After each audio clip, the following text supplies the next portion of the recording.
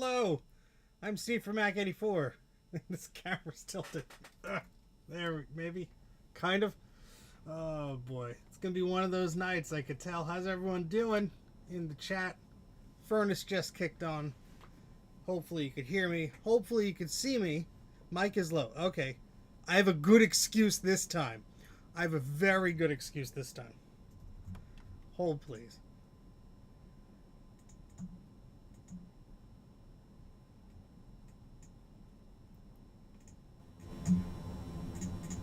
Okay, hopefully it should be louder now. Does the mic sound better now?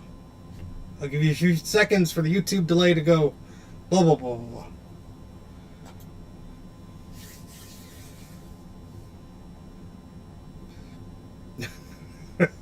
Okay. Quite echoey. Oh. Yeah, that's what happens when you don't do things. Alright, echo should be gone. Okay, so I'm streaming from my new MacBook Pro, and that's why I was gonna go live around like 7. I'm like, oh, let me give myself some more time. Glad I did to set up like all these different wires. So let me see if I could turn the camera to show you. These are all the dongles at the plug-in here. This little hub that was $1 from the VCF swap meet is fantastic. I'm mirrored. Oh, that's not good. Well, we'll solve that. Hopefully. I don't know how to do that. How do I do that? How do I do that? I don't know how to do. I am RetroFox, and it's working beautifully. Ethernet, USB, an extra monitor. Yeah, I don't know how to It must be some dumb new Mac OS setting that I have no idea what I'm doing with. I've never been on this version of Mac OS on a personal device, so okay, I'll just transform it with OBS. I thought it was like a new Mac OS thing. Hold, please, as I figure out what the hell I'm doing. Doing it live. Hopefully everyone's doing okay. How's everyone doing? How's everyone doing? Transform. Ah, there we go. I was like, why does it seem weird? Why do I look weird? I'm always weird. Oh boy. Nice, Shoal Fox. Let me say hello to all the kind people who jumped in the chat here today. We have Dave's Vintage Apple Tech. We have the Macintosh guy. We have Rudy's Retro Intel. Retro Fox is here. Let's see who else. Gut Bomb, of course. Enzo and Nathan and Francois and Garth and Chris and Joe and Kai and Trina and Anybit/1bit/Mr. Tech Gadget and who else is here? Shoal Fox and oh my eyes. Point 5 is here. Carl is here. Hey Carl. AK Rex is here. A certain 20 is here. These names are just brain hurt. Up, and I lost the scroll thing. Out of Space Man and Tevrudin and Nick and Ian. Hello, Ian. I think that's everybody. If I didn't say hello to you, hello, hello, hello. Hope everyone's doing well. So I'm streaming from a new MacBook Pro. Have no idea what the hell I'm doing because I literally got this machine like a few hours ago, and this is the second time I've turned it on. So it did an update, and I'm like, oh, okay. So I have no idea what I'm doing. Hopefully the cameras and the audio work okay. If it's weird, that's just my fault. I don't know what I'm doing. But exciting things going on. First off, I'm off for the rest of the year from work, so yay! Although the past few days, Allison is sick, and I'm trying to avoid getting sick. I don't know how successful I am so far, but and I'm trying to catch up on a bunch of silly projects, and I don't know what I'm doing anymore. But new computer, yay! We're streaming. I know it's a bit of a weird time. I was going to stream earlier, but things. So, a few things to talk about today. First off, thank you very much for hanging out in the chat today. I know my live streams and my video content have sort of been like not on a real good schedule lately, and that's just end of the year stuff takes priority with work and life. So appreciate all the kind support and comments and everything from existing videos and from my podcast with Colin of This Does Not Compute, which is available on both of our patrons. And if you're a YouTube member, there's a Google Drive link or some sort of link in the posts that I sometimes forget to post. But that link should have almost all of them. I think I just didn't post the latest one there. But it is on Patreon, and if you're a patron, I think at the $3 or higher tier, I just enabled that chat thingamajig, so there's an extra chat in there if you want to do chat stuff. So the shed is always going to be an experience. Yeah, oh, sorry to hear that, Carl. Yeah, quarantine to the basement. I have lots of stuff to do at least. So let's talk a little bit about what the heck we're doing here today. So a good pal of mine, Rudy, from Rudy's Retro Intel on YouTube. The link is in the video description to their channel. Please check them out. About 1.2 thousand subscribers or whatever. Please consider subscribing to the channel. Let me make sure I link that in the chat now. If I could click on the right thing. Oh, it's always so awkward to go to my own video because it's like YouTube doesn't show it unless it does, and there it is, and there we go. All right, let me try and click on it. There we go. Oh goodness. There we go. So there's Rudy's channel. He's been playing a lot with Commodore stuff and some pet stuff, so please check it out. He also did a very cool Apple IIe Diagnostics card, which he did send me and I want to do a video about. But that sort of sparked some conversations, and a while back, him and I were chatting, and he started talking about wanting to build similar diagnostic things for other systems. And one of the systems that I think a lot of us love is the Macintosh SE 30. But it's hard to find in good shape, and unfortunately if you find it and it is working, it's not going to stay working for long. You need to recap the motherboard, maybe the analog board. You're going to have to remove the battery and maybe replace the hard drive and all that fun stuff. But thankfully there are some great tools and great information out there about the SE30. There are some excellent guides on tinkerdifferent.com. There's some excellent recapping videos by Bruce of Brankus Creations. And there's plenty of other awesome people who are creating recreation boards for the SE and the SE30 and the Classic and all this fun stuff. But what do you do when you have one of these boards that's stubborn? And it kind of works but kind of doesn't, and maybe you've recapped it already, maybe you looked at it under a microscope, and you're just trying to figure out what's not making that connection. And sure, you could get out your oscilloscope or your multimeter and you could probe around and just try and figure it out, but sometimes it's a little bit more troubling than that, or you need some help. And that's where this really cool thing comes into play. So I'm previewing this. This is a work in progress, pretty finalized, but some things could change. This is the SE30 Peaker, and this is by Rudy's Retro Intel. We'll swap onto the back here. You can see how it's laid out, with big thanks to myself and Gutbomb. Now, Gutbomb did the majority of the heavy lifting here. This is my first time looking at this, but Jason, aka Gutbomb, now I have to say his name again and again to make up for my flub. Gutbomb has been playing around with this because Rudy didn't have access to a working SE30 at the time of this development. So Gutbomb has been very helpful in diagnosing things, and there have been a few revisions and things of like that they've been going back and forth and fixing. So this basically snaps into the PDS slot of your SE30. You would have it on your bench. You'd use an adapter like, well, that's half of it. Where's the other adapter? It's somewhere. Like one of Ron's little Mac adapter things, which now I feel horrible about it because I just misplaced it. Well, here's the tail of it. But essentially, oh wait, no, it's attached to this. Here it is. Oh, there goes something else. Hold please. You want to use one of these little adapters so you can power the SE logic board outside of the system, and this will work for your SE or your SE30. But for this video and for this stream, we're going to be just focusing on the SE30. And so the idea is you get your SE30 board, you plug this into the side of it, and then maybe you use one of these adapters. You could use your original chassis, but these are way easier. And you could get video out and ATX power while you diagnose things, which is just amazing. So the really cool thing about this is there are some other projects out there that do blinking lights and stuff like that, but this is uniquely designed where, and we'll get a better look under the microscope, there are probe points. So you can easily take your multimeter, and this is not built, by the way, we're going to be soldering it in today's stream, but you could probe the different address buses and things like that and see what's going on. We got some voltage meters that are going to go into that, so this is really super exciting, and I'm very excited to play around with this and get it working and testing some of the problematic SE30 boards that I have, because I have a few of them, and they're not all mine. So, yeah, big thanks to Rudy for sending this in for me to take a look at. I'll be doing probably a recorded video about this once I get it all working and everything. And yeah, so I'm excited. This is still a bit of a work in progress, still trying to figure out pricing and distribution and all that fun stuff.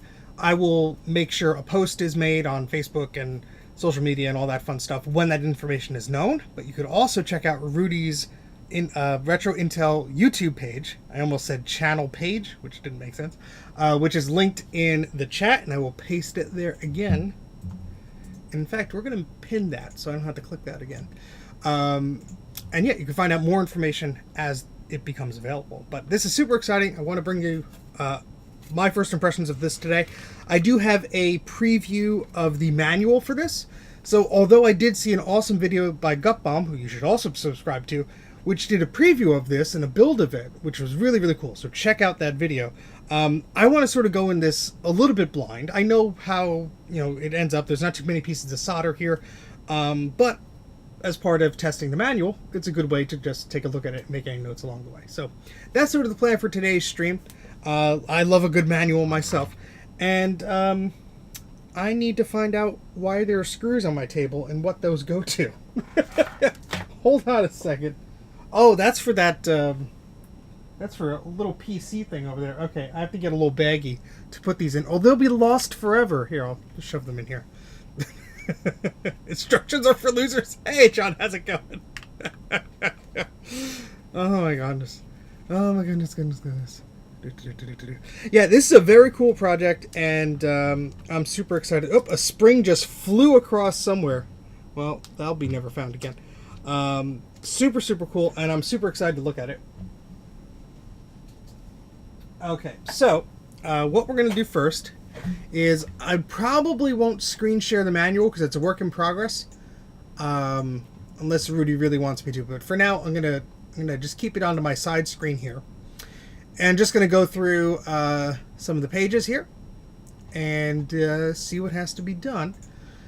Oh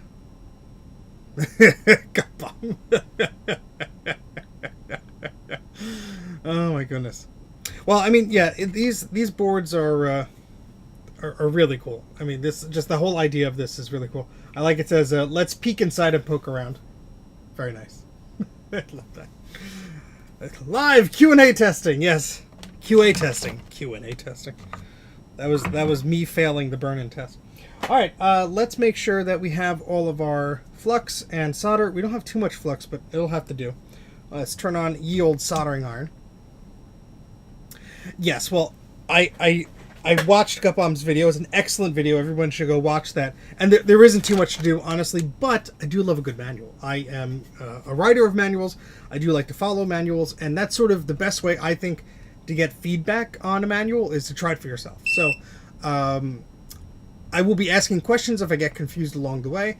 I'm realizing I have some bits and bobs upstairs I should grab just to be on the safe side. But, yeah. Yeah, I like to read things rather than watch things, but I'm old and dumb. So let's see if the microscope camera works on my temporary streaming setup. Oh, I have to flip this also. Oh, OBS, what did you... I guess Mac OS has some built-in thing where it flips the camera or something like that. Whatever. Alright, hopefully you can still hear me. And so this is under the microscope view, which is... First off, I used to run these streams on a 2012 Mac Pro, and I still will for some period of time, because I'm not going to always stream from the laptop. I just wanted to test it out. This thing is blazing fast. Like, super duper blazing fast. So, anyway. Just like wanted to make that comment clear. This thing is stupid quick. Alright, so we got our test points here, which are all nicely labeled. And here's where the little voltmeters will go in, which is really cool. We have our PDS slot, which we'll have to solder all of these pins. I think there's like 140 of them or something like that. So quite a few to go through, but that'll be fun. Boards aren't cleaned. How dare you? I keep a meticulous workspace. No, I don't. No, it's fine. Don't worry about that. I'm actually going to grab some headers in a little bit, because part of this requires you to put some headers on the board. But I'm going to start with the resistor nets, I would think. But let's check the manual here to see where it wants me to start. I like a board with a bit of cleaning needed to it. So step one is to install the resistor network, so these little R nets. And I believe I have the right little baggie of parts here. So this is a DIY kit that I'm doing right now. So we're going to be soldering a bunch of things. You can't see me because I didn't put my overlay on the thingamajig. So, sorry, new setup here. New computer, who this? Let's go to that. Why am I upside down? It keeps flipping everything. This is absolutely weird. Alright, let's try it again. Video capture, add existing, camera, and let's just, I guess, spin me around 180 degrees. Oopsie. This is so weird. Hold on a second. And then I had to flip this horizontally. Oh my goodness. Alright, that might kind of work. I don't know. We'll find out. Now we're talking head in the corner. Oh boy. Alright, so we're going to install these resistor nets here. And I need to make sure I install them the right way. Otherwise, I'll pull a blue scuzzy and put them in the wrong way. Hey Veronica, how's it going? So the goal here today is to build this. Sorry, I'm peeking a little bit with the microphone. I do apologize. Let me lower this just a little bit. All right. The goal of the stream today will be to build this and test it out. I'm not sure if I'll be able to solve any problems with the SE, but at least I want to build this thing and see how it works, because that'll be cool. All right. So these resistor nets have a little dot where pin 1 is. So if we look under here, and I am saying this is more of a, hey guys, correct me if I'm wrong type thing also, but there's a little dot there, one that just denotes pin 1, and it looks like that will just slot in right here. So the dot will go near pin 1, which is nicely labeled here. So I will be doing that for these. And we looks like we have about a dozen or so of these. And I'm going to slot that in here. No, not a dozen. I can't count, but you know, numbers. Oh, as it looks like. Okay, there it goes. It didn't want to seat in for a second. I was like, wait, what's it doing? Jack. Oh boy. Definitely not me. I did a few resistor nets backwards in a blue scuzzy, and then some other fun stuff too. So I'm going to place them all where they need to go, at least on this top row, and then we'll get to soldering them in, because the PDS slot is going to be the most time intensive of this. But everything else should be pretty straightforward. Oh, I love Scotch. Thank you for the super chat there. Eep! So what is the Diagnostic Peaker? Well, it's what we're playing around with today, and this is a brand new product from Rudy's Retro Intel.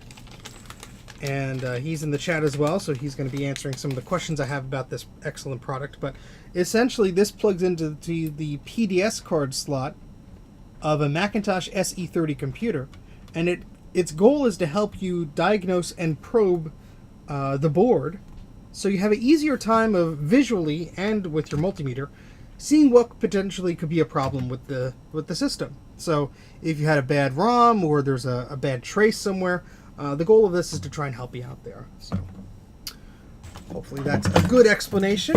There are links in the video description to Rudy's channel, which I'm sure we'll have some more information about this once it launches, but we're taking a little bit of a sneak peek here today, which I'm very excited to do, because I love playing around with new things.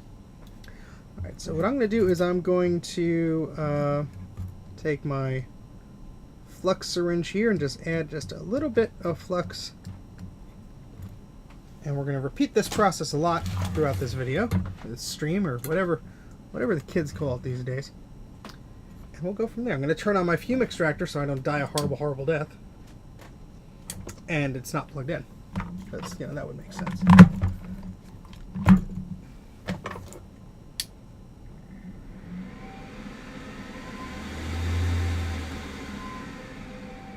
I guess since I'm streaming from a new computer, I could, in theory, set up some, like,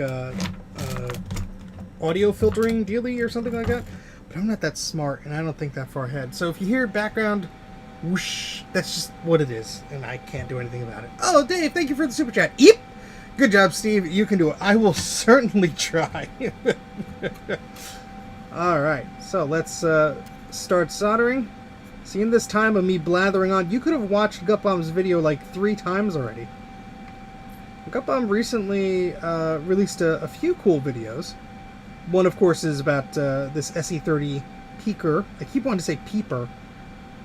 And I might have mistakenly posted peeper on the socials. But he did also a great video, which I have a little silly cameo in, about the Macintosh 6100, the PowerMac 6100. So check out Gutbomb's channel. I'm doing this without flux. I'm just curious how this works. And Rudy's Retro Intel. 2 excellent vintage technology YouTube folks. Highly recommend their content. Always enjoyable. The kids called a drop. Is that best? Veronica, we're going to have to do an age check at the door. You're too young to be here. Quick, quote some basic.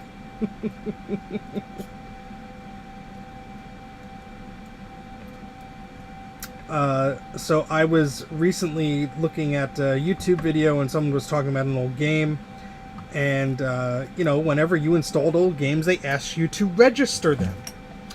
And one of the comments in the YouTube video was, what does it mean when it says register? And I'm like, oh my gosh, that's not really a thing anymore. I mean, sure, some software like maybe Adobe or whatever that you pay for will ask you to register, but that's really not a thing anymore. And I'm like, oh, I feel old. Yeah, Gutbomb. I was gonna maybe use some of the new terminology that Gutbomb taught me, the new hip terminology, but I think it would be in poor taste in this particular session. Oh boy, yeah, probably, Trina. My brain not work so good, and I am very convinced I am getting sick because my wife is sick. But I am trying to avoid that, hence me being in the basement. So my bones are achy. I also had physical therapy today, so that doesn't help. But my bones are achy, and I'm feeling a little bit bleh. But hopefully these delicious solder fumes will help.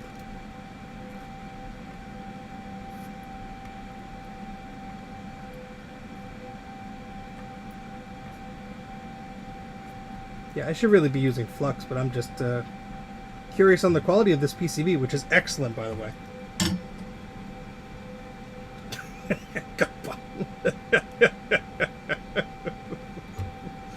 Rizzo the Rat? That's all I know from the Muppets. Alright, so those resistor nets seem to be put on correctly. How about that? Me following instructions. This is a new Steve. Let's put some more resistor nets on here. That's a good idea, Veronica. Alrighty. Let's do the next set here. Now I got some competition here, because if I do this wrong, then we'll know that it's my fault because Gut Bombs worked. So, in his video, he shows his working. Now my challenge is I do have a working SE30. I only have one of them in my collection. And it's currently in a clear case, which is really buttoned up. And I really cannot really take that apart easily. There's a lot of fragile pieces in there and everything sort of tied together. But I do have some problematic boards, which I think would be just as interesting to test. One of them does boot fully, but has a memory issue. But I'd like to give another big shout out to Gut Bomb, because just before the stream, he sent me a video that showed the normal startup procedure of these little blinking lights, which you'll see when we plug it in later on. So I'll have something to compare it to when I'm playing around with a problematic SE, and I can say, oh, these lights aren't blinking. What do these lights relate to? Oh, this is related to such and such. Let's see if there's a bad trace or a bad component, and so on and so forth. Joe! It's Joe!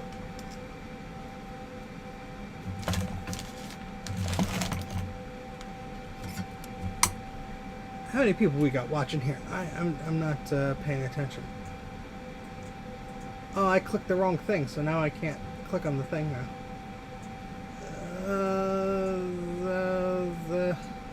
Where's the 62 people? Okay. So, sorry, I'm not this whole setup. If I have not alluded to it enough already, is very jank and temporary. So I just got a new MacBook Pro today. This is the first time I've purchased and ordered a computer in a long time. Who wants to guess the last laptop computer that I ordered? Not a hand-me-down, not some used thing that I bought off eBay or whatever. I actually ordered from a proper website. Who wants to guess the computer that it was? The answer may surprise you.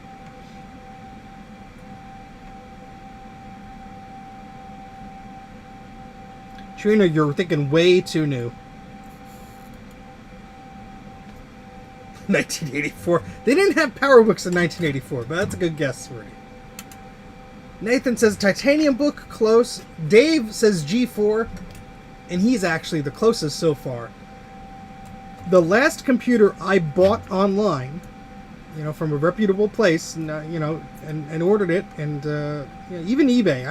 It's the modern things, I should say, because eBay I buy parts all the time. Was a 12-inch PowerBook G4, 867 megahertz. I was in high school, or just after high school, when I purchased that darn thing. All the laptops I've owned since have been hand-me-downs for projects that I've, scrounged together parts of used machines or anything like that.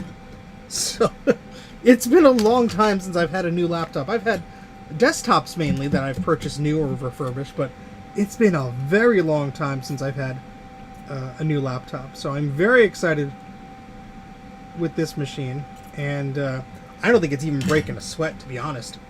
And of course I still have that machine, but it did die, and I'll talk about that in a second. This machine right now is using about 20 gigs of memory, but of course Mac OS X is using as much as you could give it. And the processor is, I'm using 22% the user and 12% of the system. So 64% of the system is idling right now. And I have plenty of free memory. So, yeah, I actually bought that machine used at macofalltrades.com. It was the used Mac was the only way I could actually afford the darn thing. I think it was just under $1,000. And it was a 40 gigabyte spinning hard drive, 4200 RPMs, 1X DVD-ROM drive, DVD burner, super drive.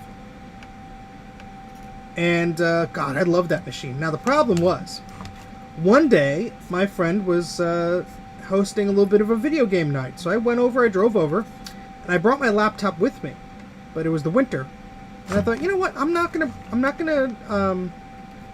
bring it in the house because I don't need it right now, but I brought it with me just in case. Turns out I didn't even use the darn thing. Came home, took it right out of the car. It was freezing cold. I turned it on. Didn't do anything. So some condensation killed the computer. And that was the end of my 12-inch PowerBook G4. I was quite devastated, honestly.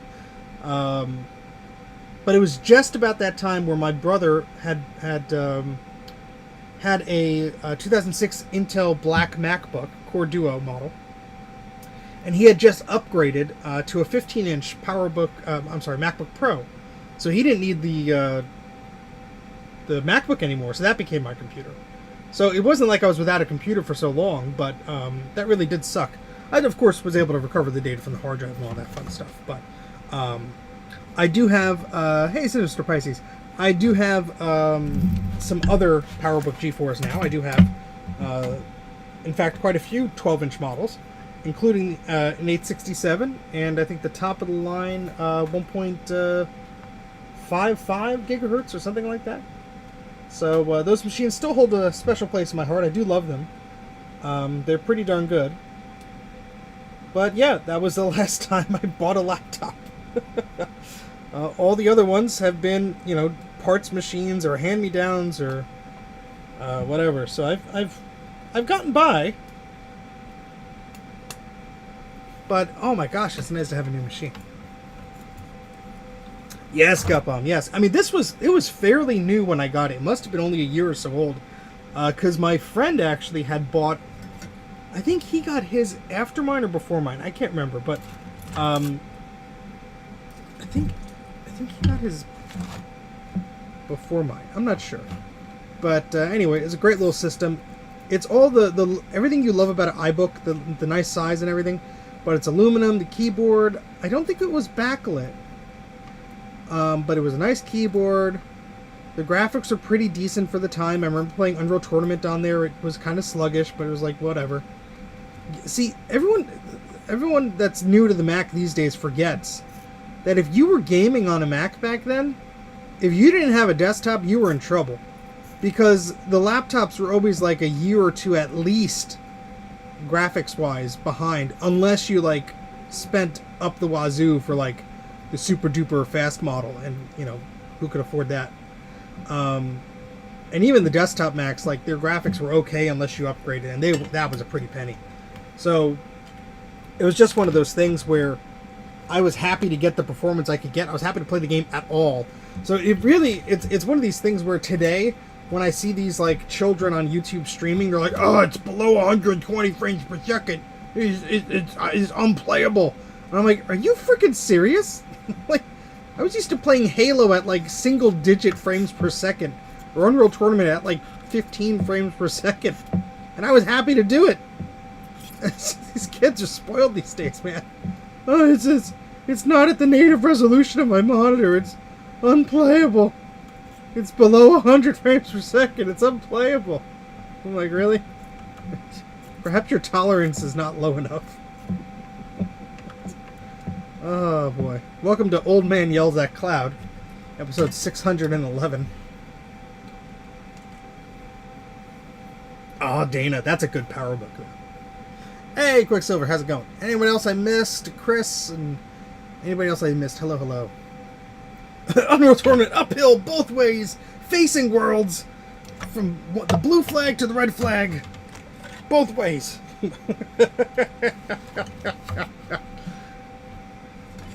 Oh, man. I need to play some Unreal Tournament again. That's how I'm going to spend some of my time off. I've already been playing a few games that I downloaded on my PC last year and didn't play. And yes, I have a PC for games. I've had one since, oh gosh, since the Pentium 4 days. It was a shared computer between my brothers, but of course, you just cannot compete the library of games on a PC versus a Mac. Still, it's crazy. But a lot of great games. Whoopsie doodle, Solid Bridge. On the PC, and I've been trying to fill in some of the back catalog games which I just bought and never played. So let's see if we could fix this with just some flux. Yeah, there we go.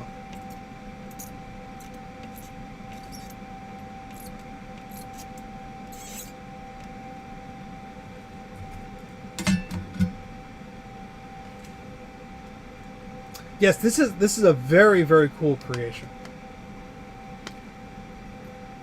Yes, I saw my friend Mike of Mike's Mess. I almost said his old channel name. Playing Stray a while back, and it looks like a lot of fun. I admit I skipped some of his streams because I want to play it myself one day, and that'll be in 2039 maybe. I'll get to that. Yeah, you were telling me about that gut bomb. That is amazing. Mike's probably asleep somewhere. Someone text him and wake him up.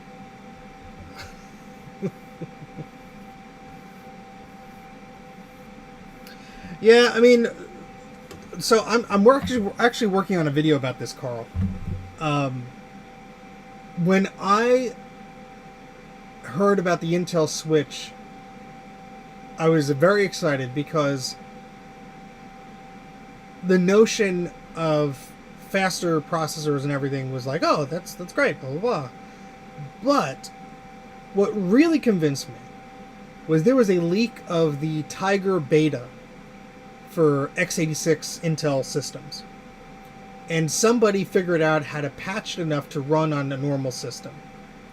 At the time, my oldest brother went off to college and built him he had a PC that we got from Best Buy with some Celeron E machines garbage. Absolute garbage system. And we ended up upgrading the motherboard and the processor to make it a better system eventually. So I had this bare bones of a Celeron 1.4 gigahertz system with 256 megabytes of memory. I loaded that initial Tiger build onto that system, and it blew away my 867 megahertz PowerBook G4. Just completely blew it away. I'm talking about startup time. I'm talking about Safari loading pages. I'm talking about apps launching, and even under the Rosetta launching Photoshop. It absolutely smoked it. It blew it away. And that was in a beta build on totally unsupported hardware. And I'm like, if this is a glimpse of the future of the Mac, I'm all on board. I am all on board. Because that was just like night and day difference. I could see the future that you did not need the top of the line G5 to have a great experience. That even the lowest end, because I was on a Celeron processor, even the lowest end machines were going to be super duper fast. And I was hooked. So as soon as they announced the iMac, that was the desktop I bought. And great system. Lasted me for, gosh, almost a decade. So, all right, so we have all the resistor nets in on Rudy's retro Intel Mac SE30 Peaker. And so the next step in our little documentation here is to work on these little voltage meters.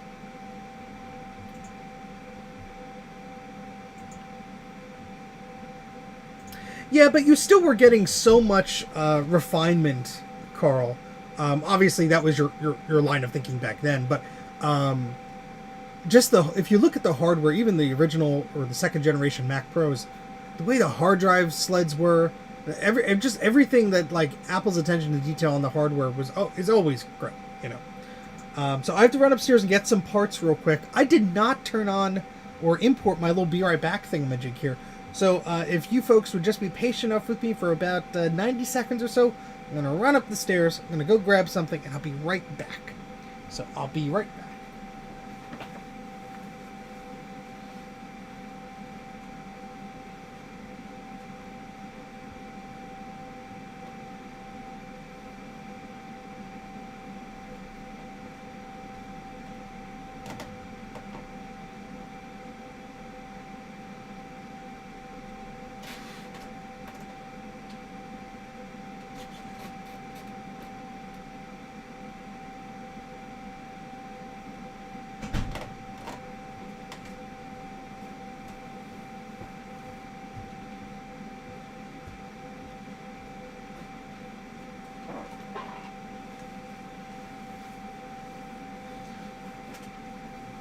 Okay, I have returned.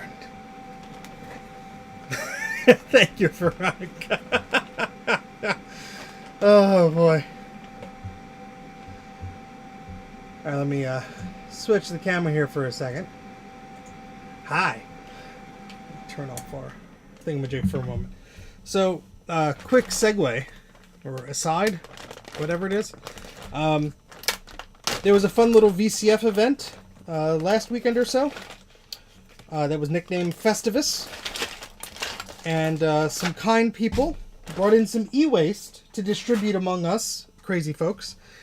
And this was what's in the e-waste. Like little D-sub connectors and capacitors and little headers and all that fun stuff.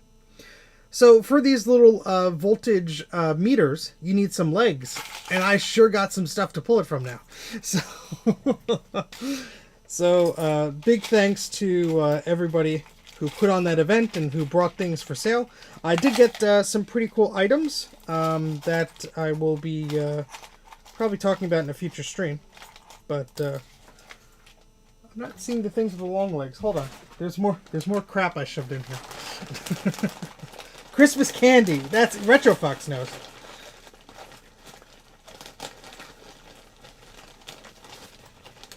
And RetroFox, I'm sure, got his own Christmas candy. And RetroFox knows all of the dangerous suggestions they made for me to bring things home and all that stuff. Angry candy. So like these little headers here, I think will be perfect. Sorry, my face is focusing. These little header thingamajigs should be perfect. So I'm going to move on to that in a moment. Let's get back to the board here. Do you have any old Windows 3.1 floppy disks? I don't know. I mean, I could make one. You have cookies here. Oh boy. A little more flexible. These are very thin though. That's why I grabbed them. It's not doing the best focus, but like these are like laptop IDE headers. Let's see. Let's see how thin. Whoops, I just snapped one off. That's okay. That's okay. The box is empty. Yep, fits right through there. So I think these will work great.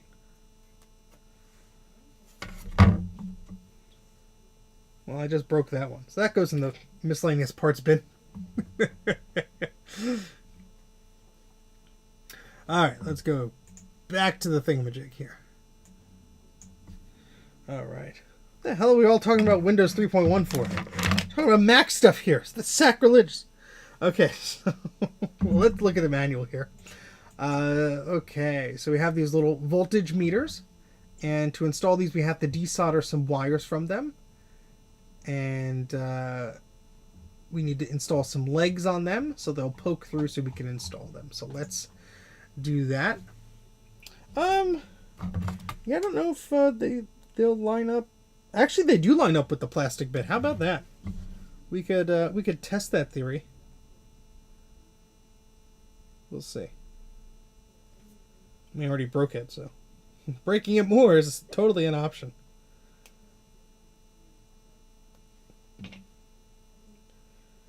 Alright. So let's get out one of these little voltage dealies.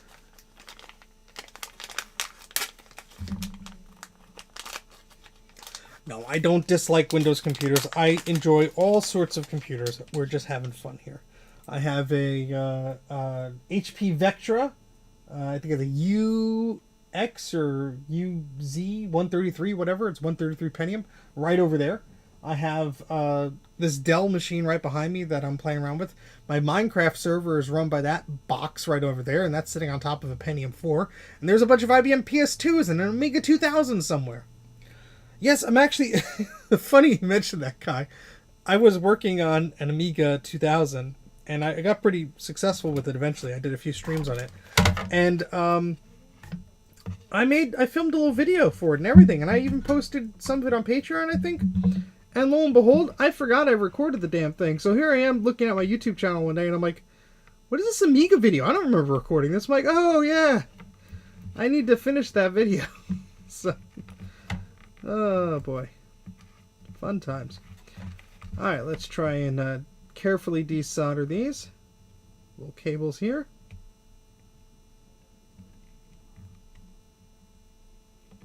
Now we have some free cables to use whenever we feel like.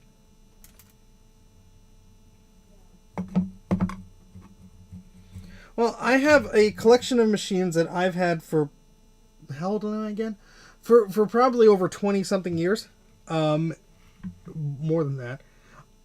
And so it's just what I have, what I've found over the years and so on. It's nothing, it's very rare that I'll see a PC and be like, I really would like that. It has to be pretty special for me to be like, it's a computer. That's not an Apple one, and I'm really interested in it. I'm going to go grab it. But I do like, Atari machines and Commodores and all that fun stuff. Because to me, it's like, that's something new that I don't have a lot of experience with. That's going to be fun to play around with. that other pin broke so easily. Now these pins aren't breaking at all. That's funny. Alright, let's just snap those out of there. Okay, so it looks to be that these are installed. Let's zoom out on the PDF here. Okay, so they have to be installed like that. Alright, so we will try and let's see if this will fit the board first.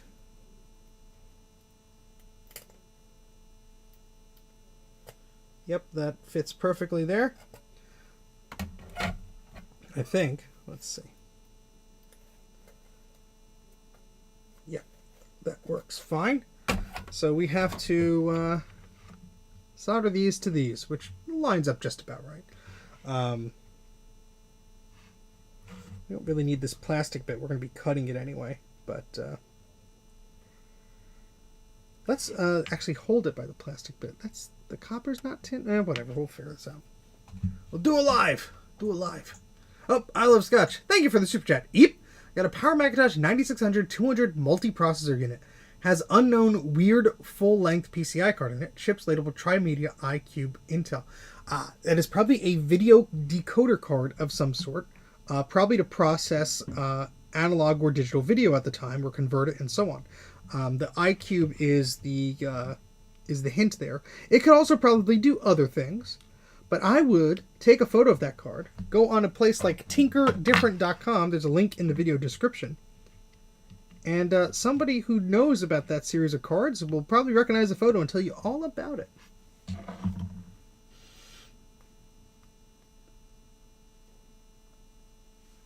Yeah, I mean, I'm sort of less sensitive to like scaling of things, unless it just looks funky, unless something just looks weird. But every once in a while I will, go in an emulator or something and be like, why does this feel off? And I'm like, oh, it's stretched this way or that way or whatever. Yes, I do have to order more flux. I actually ordered more, and I don't know where it went, and so I have to order more. Oh, boy. What am I doing again? That's right, trying to entertain people and solder at the same time. A very dangerous precedent. Now I'm probably going to have to want to do these one by one. So I guess I'll just break them apart because it doesn't really aid me to have these together right now. Be kind of neat and everything, but we're not neat here at Mac 84. Oh, that's awesome, Kai. That is what I love about us vintage folks. Helping each other out. This is going to get real hot real fast, isn't it? Yow.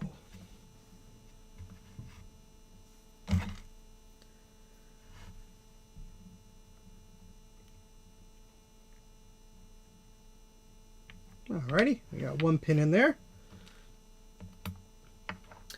These are actually perfect. If I knew so, Rudy, I would have grabbed like a metric crap ton of them for you.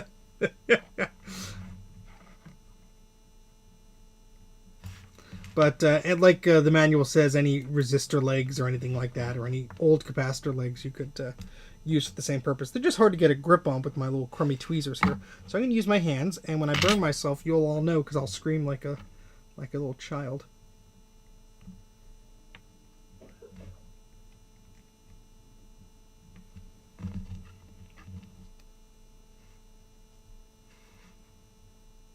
Circuit bending content? I'm not sure, but sure, why not? Start a thread. Why the heck not? Sounds like fun. Look how perfectly straight all those are. Oh boy. Where's my pliers?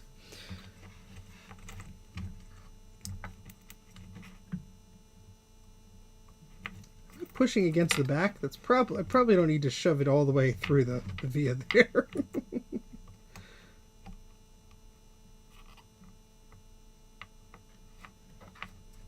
That's a little bit better.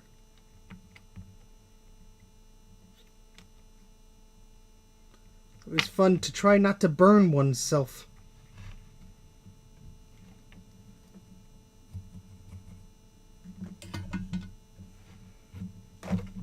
All right, so I'm gonna actually clip these because we don't need them to be nearly that long. And whee! Pieces go flying across the basement. All right. That's still hot, but I'm touching it anyway because I'm an idiot. All right, so we have 4 areas here. -12, +12, -5, +5. So I'm going to, it's hard to see this on that camera, but let's switch over here. And we're just going to take the part with the legs. We're just going to sort of align it so they go into those areas there. And it's going pretty good. And then we have to align the bottom, which is just for structural purposes, I believe, the pins on the bottom. Should have wiggled those in, honestly, before this, but some of them are actually going on the bottom, but not all of them.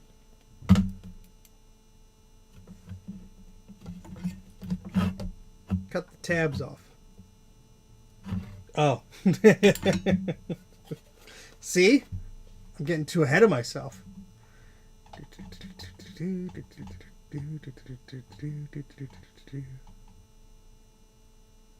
Ah, see, there's text in the guide that says to cut them off, but I did not read that because smart me am not. Another piece goes flying in the basement, and another piece goes flying in the basement. All right, let's try that again.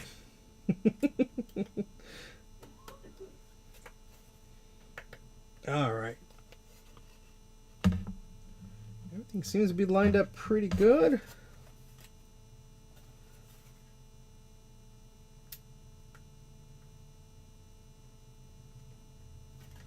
I got almost all of those pins through, except the last one, but I'm not going to worry about that too much.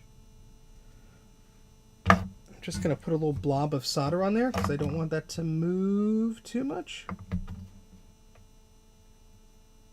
There we go. Now we continue on our merry way. No worries. I will provide feedback when necessary, but there's also the idiot factor. I mean, the me factor, which is I don't always read the manual. Let's go back to the microscope view. Don't read it as properly. All right.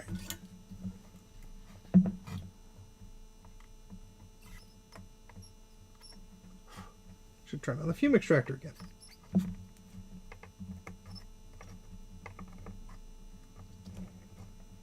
Alrighty. Now here, these just need to be soldered in just for emotional support to make sure that we have some structural connection of the little meter there. Let me turn on the fume extractor again. The original Star Wars Trilogy Laserdisc box set. Heck yeah, man! There it is. The 1993 complete version. There are 2 revisions of that. One cuts off a few seconds of, I think, side 3 of The Empire Strikes Back. I think both, I have 2 of those sets. Both of them, I think, are the ones that are cut off, unfortunately. But, yes. Thankfully, there are many places online where you could find better versions of Star Wars these days. But for the longest time, that was like one of the best. There were some Japanese presses of the Laserdisc which have a different transfer, which are actually better than the 1995 THX version, because they did some automated cleanup, and some of the video has like smeared frames and weird crap like that, which are the ones that were eventually, as a bonus thing, released in the 2006 DVDs. But, you know, I'm not a Star Wars nerd or anything like that. Alright, so we have our little voltage meter dealie on the board, so we're just going to repeat this process. Clearly, I've inhaled too many fumes.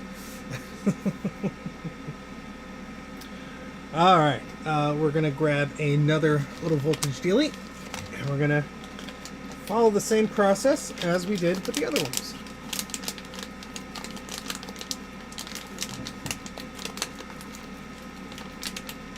Yeah, there's the Harmy editions. There's also like these cool projects that people are doing with their own film scanners these days. Like, really cool stuff. So there's no shortage of ways to watch as close as we're going to get versions of the original Star Wars trilogy, which is a shame, because I believe when they were making The Force Awakens, J.J. Abrams apparently asked like whoever the Lucasfilm president was at the time for like an unaltered copy, or if they were going to release it, and he was just told out like no. And if he's in charge of making like the next trilogy or whatever, and he was told no, I mean, that pretty much sucks. What'd I do? I'm fine, Trina. I didn't break anything. I was just ranting about Star Wars. Nothing going on here. Move along. So, what was I saying? Yes, I was ranting about the special editions. So, while it is nice to see some of the technical improvements they made as far as, like, removing the garbage mats around the space scenes and fixing little flubs here and there, not a big fan of all the big changes and CGI that looks awful by today's standards. And every time they release it, they would show George Lucas and he'd have a comment and they'd fix something. I remember there was a forum post around 2009 when the Blu-rays were released, where someone from Lowry Digital, I believe, who was the company who was restoring those, said whenever they showed it to George, he requested a new change, and someone replied in the comment section, "Stop showing him it!"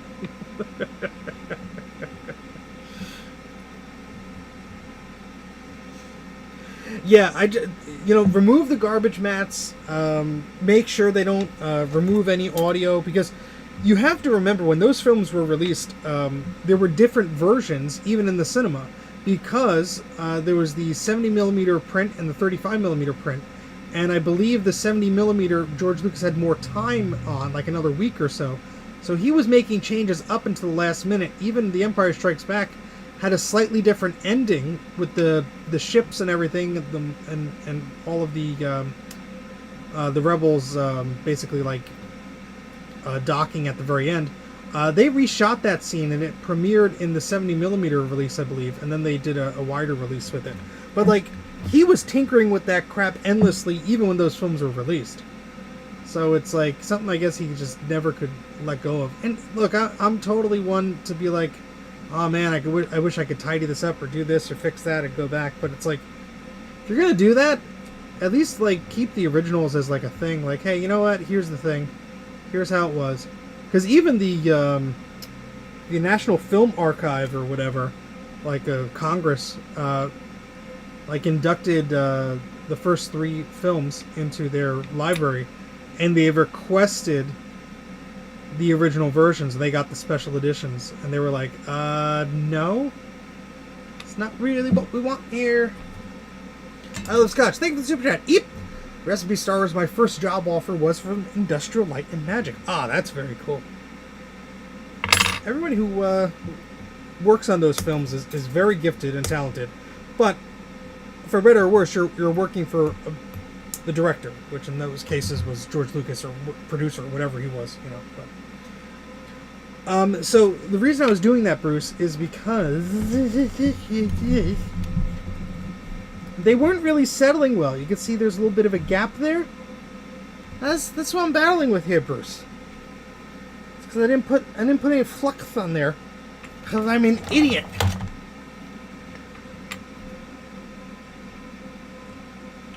That should solve it.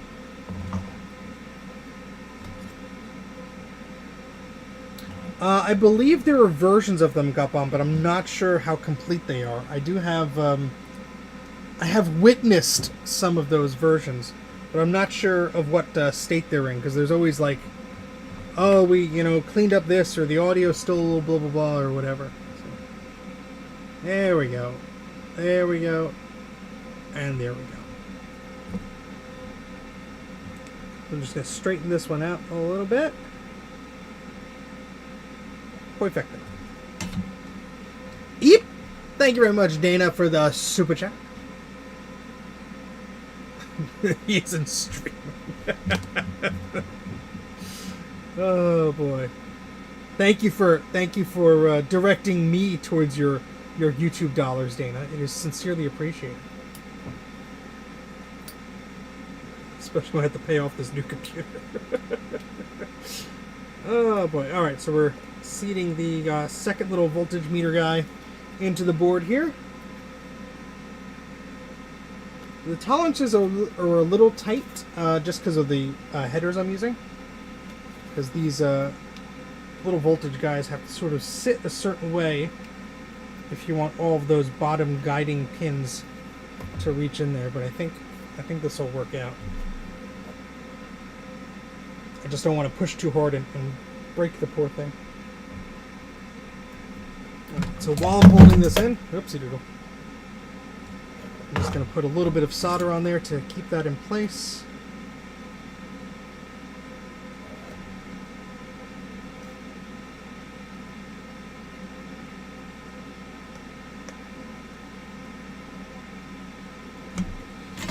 Alrighty.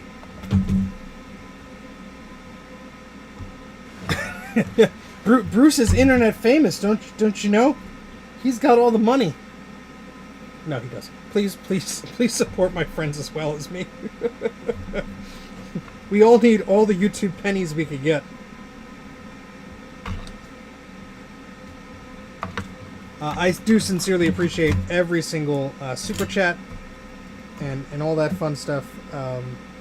Really does make it possible for me to buy tools, buy new cables and gear, whether it be little webcams or microphones or stuff like that. I would not be able to do it without you folks, so I sincerely appreciate it.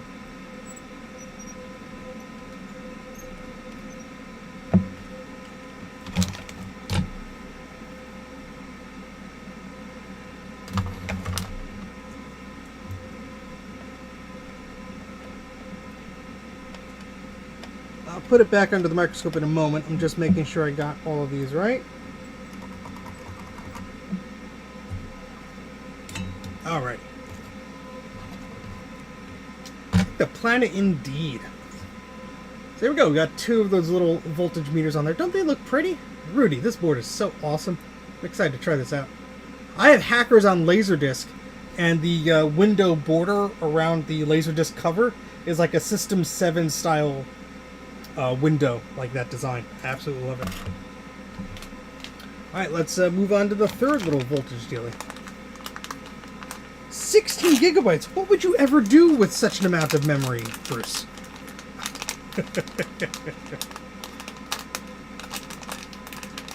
Oh yes, that was a good video, Gupom. Thank you for linking that to me. Independence Day is just one of those movies. I just like, I saw it at the right time when I was young, and it just like blew my mind. I love that stupid movie. It has its flaws, but it's a freaking popcorn movie if I've ever seen one.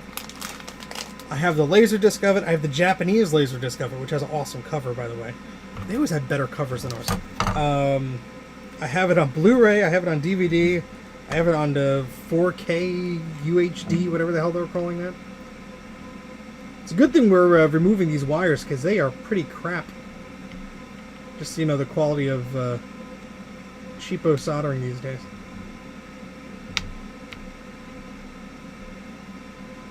But that's a movie I could watch like every summer. Exactly. The hero of the movie is a PowerBook 5300 prototype, right? What's not to love? Or the 3400? Whatever it is. It's one of the ones that I have, but it's kind of sad.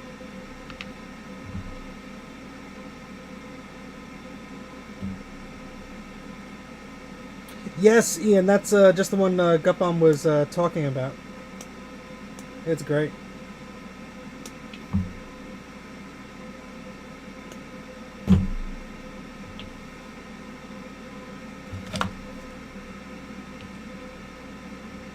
And, you know, the sequel, the Independence Day sequel, the Resurgence or whatever, I really wish that did better, because I guess they planned it as a trilogy or whatever. But I'm sorry, all those new characters were so unlikable and so bland. I couldn't tell them apart. They had no personality, and I was hoping they would all die at the end of the movie, so, you know, we wouldn't have to see them again. But apparently it didn't do well enough for them to make another movie. Which is a shame, because, you know, that could have been fun. And the sequel was okay.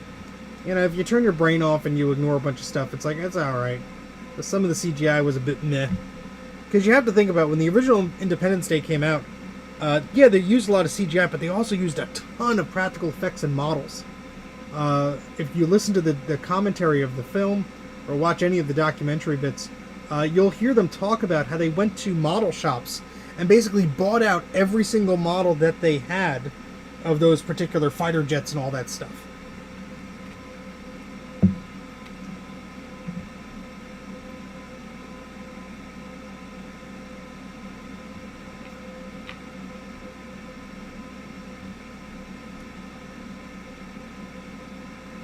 I need to redo this because I was just putting it on the surface here and not paying attention. I'm getting too excited about movies.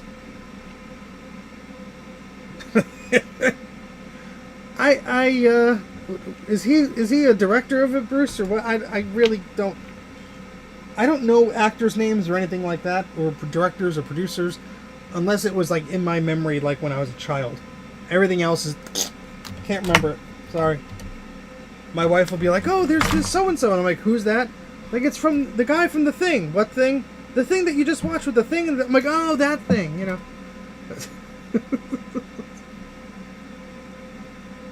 Oh, well, that's right. I was supposed to break these.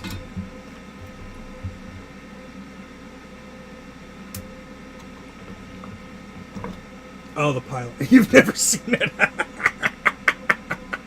Yeah, Bruce is yelling at me about something that I'm supposed to remember. And he hasn't even seen the movie.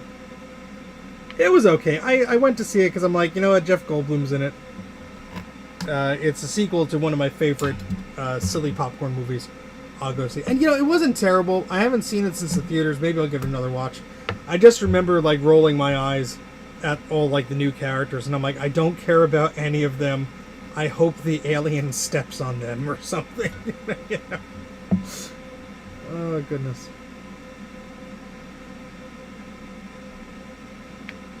Oopsie doodle.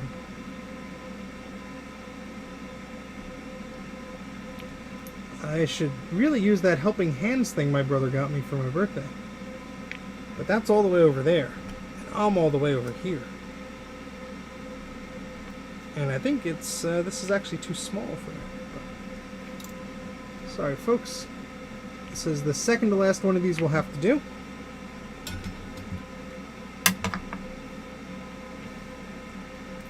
Well, I don't think I have any... Well, that's a lie. I probably have resistors somewhere, but... I'm using what I got. And that'll be just fine. Alright, so let's line this up. Easier said than done when you're not looking at it under a microscope. Let me trim these a little bit.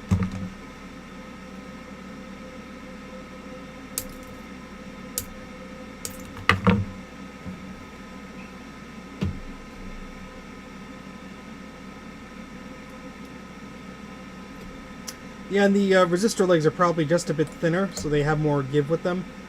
These are a bit stronger, so that's probably why. They're a little bit more finicky to get in there, but I'm just using what I have. And it's actually not a bad test, because I guess other folks with these projects might use similar things that they have, so... Good to keep that in mind. Let's align the back of this. So I have to align these little pins there. Let me switch over, sorry. Try and get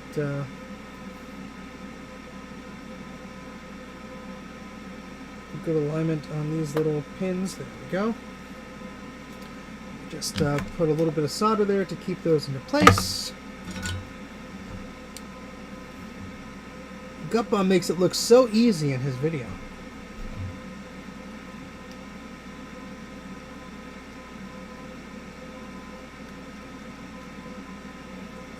Alrighty.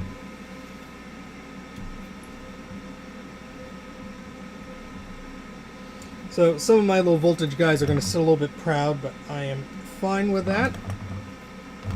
I'm excited to test this more than I'm excited to put it together perfectly. But that's just my mental state at the moment. I'm like, ooh, shiny toy. Let's see how it works.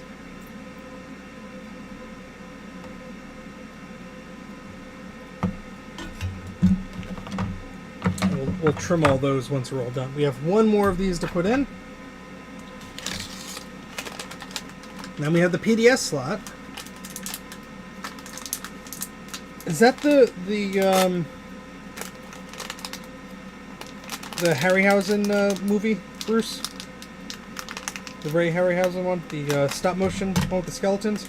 Or am I thinking of... oh, I'm thinking of Jason the Argonauts, I think. Never mind. Oh, that's right. He did a bunch of them. So that's the other one. See, my brain was kind of right. But my brain is also self-doubting. I have a few of those on Laserdisc. You should watch those. I've always been fascinated by animation. If it wasn't such a grueling task, I would have actually done that as a profession. But I've animated a few things in my life just for fun, but don't know if I could ever be as talented as some of the folks that are working at the major studios today. But always fascinated with the process. I absolutely adore like the special features and all that junk on the DVDs and stuff. Like, oh, here's a pencil tester. Here's how they animated this. Or here's that. I'm like, oh, that's so cool. That's awesome.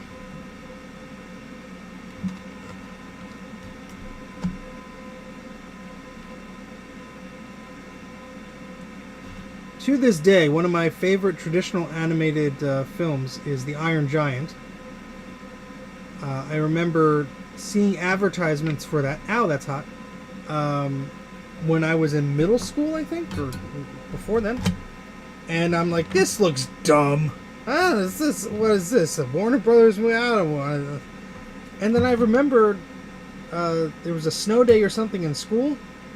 And so instead of doing any work, they put that movie on. And I'm like, hey, this is actually pretty good. And it took me years later to watch it again. And it's, one of those things where it's like, oh, it's just a kid's movie. But no, it's directed by Brad Bird, and a bunch of other talented folks worked on it. And it's, there's a lot of kiddie moments for that play toward a younger crowd, but it's also not made just for children. It's deals with some pretty mature topics, with this war going on and all this stuff. So if you have not seen that one, I would recommend it. They did a special release of it a while back, but they added some scenes that they couldn't due to budgetary reasons at the time. But the Blu-ray has both of the versions, so it's not like... And there's such minor additions. I think they added they lengthened 2 scenes, and then they modified 1 or something like that. So we're not talking Star Wars level of change here. But the Blu-ray does have both versions, and the DVD, of course.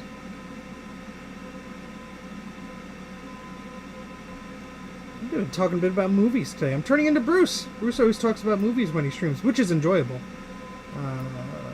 Don't know if you're enjoying what the hell I'm talking about. But we're almost done with my crummy legs I'm putting on here.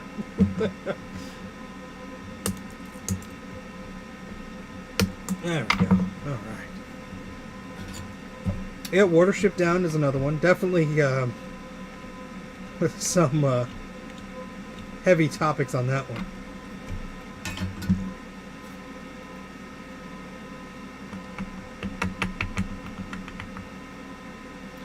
Alright, so we're gonna drop our solder on our keyboard tray, I guess. As was the style at the time.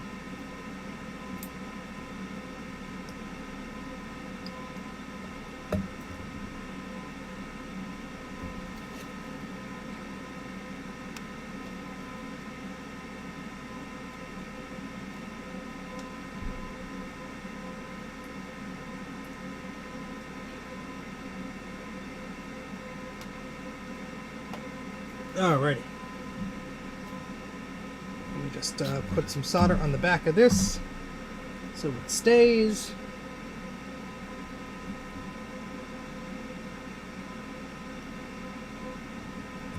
I'll do the rest here. Oh yes, please click the like button. I haven't streamed in like 13 days. Tell YouTube I'm still alive and that my content is exciting. It's okay if you lie, they'll never know.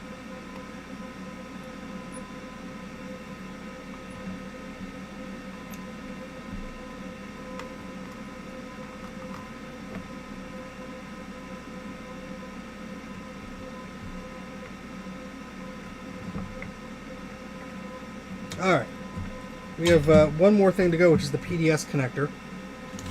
And that should hopefully not be too difficult. Now I'm going to grab a board to make sure that I don't screw this up.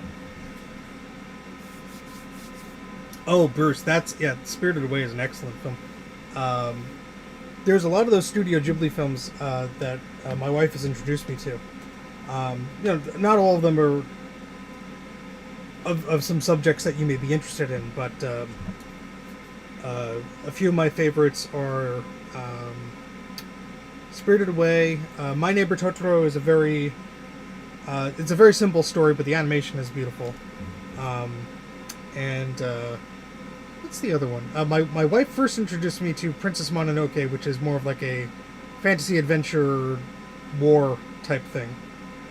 But you really can't go wrong. There's a great number of films there. Just don't watch Grave of the Fireflies if you don't want to be depressed for like 2 weeks straight. Alright, so now we need to find a board. Here we go. Because we want to make sure we're going to put this PDS card slot. Oh yeah, Howl's Moving Castle is another great one. We walked down the aisle at our wedding to one of the piano themes from that. That's a good one too. Kiki's Delivery Service. I mean, they're all good. Nausicaa is, you know, Valley of the Wind. Yeah, they're all. My Cousin Vinny. That's a good movie too. Oh man, don't ever watch Grave of the Fireflies.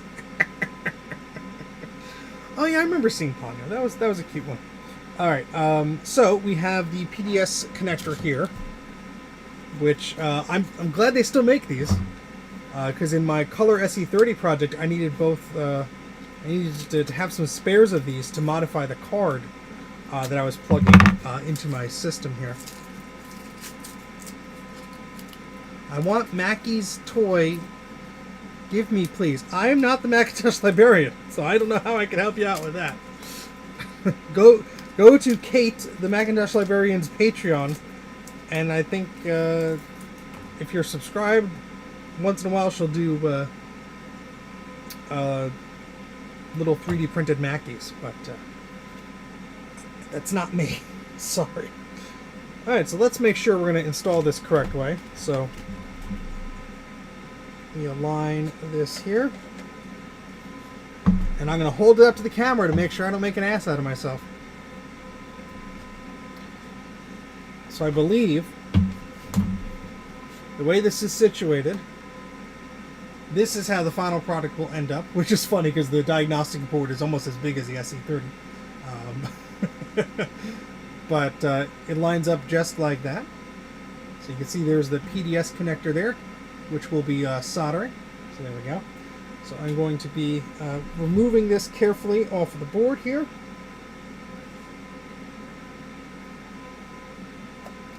And without doing anything stupid, I'm going to put it directly into the slot there. So I can't possibly screw it up. Famous last words.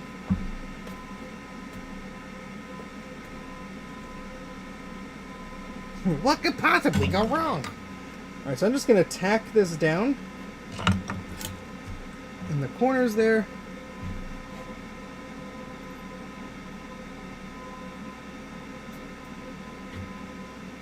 and we'll do the rest. Leads face upward. Yes, so this obviously, this diagnostic board would not fit in the case.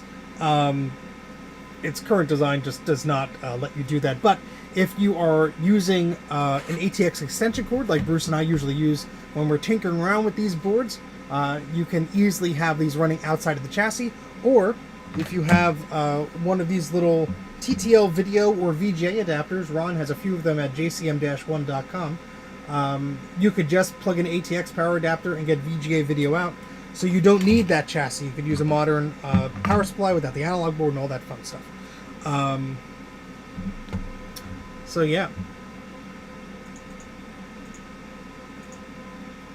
Let's see.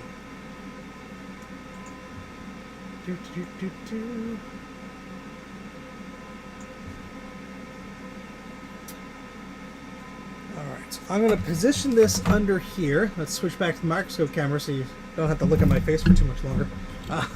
We're going to try and get good focus here, because we're going to be focused on this for a little while. Hey, Mike is here! About time you showed up. Me and Carl were getting worried. How you doing, Mike? Yep, thank you very much for the super chat. How bad has the spork screwed it up anyway? I've been loosely following the directions. Speaking of the directions, I just scrolled down on the manual. Thank you, Mike, for the super chat. Okay, I soldered that in. Do-do-do-do-do.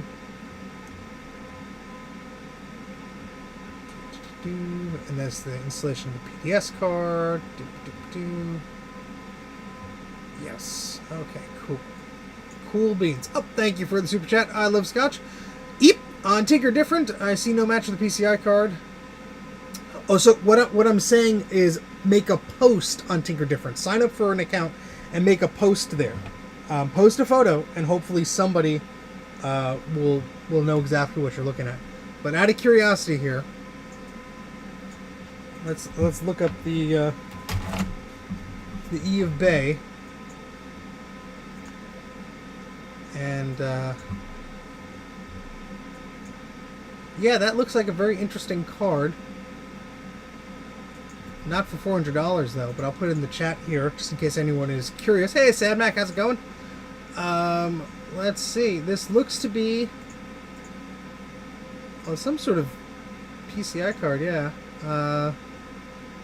has an 8 megabyte of memory add-on, and looks like some dongle or some block or some terminators on the end of it. Unfortunately, the photos are absolutely freaking blurry, which is terrible. But there is an assembly number on there, 7900194. I'm sure somebody could figure out what that card is, but it's probably a very high-end specific card for a very specific purpose. And hello, anybody who I missed saying hello to. Was not intentional, but hello. Thank you very much for joining the stream. It's a special stream today because we're working on new stuff, and I'm using my new MacBook as my streaming machine. Probably not permanently, but just, you know, I was like, hey, I like stressing myself out before a stream. Let me plug a whole new computer into this and set up all my OBS stuff. We'll do it live. And so far, I didn't break anything. So far.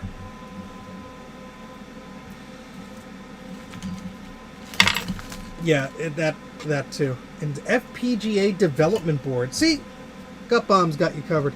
Yeah, oh my gosh. eBay people are nutty, man. Oh, here's an unknown card for a vintage Macintosh. I don't know if it works, but it ran when parked. I'd like $10,000, please. It's like, are you crazy?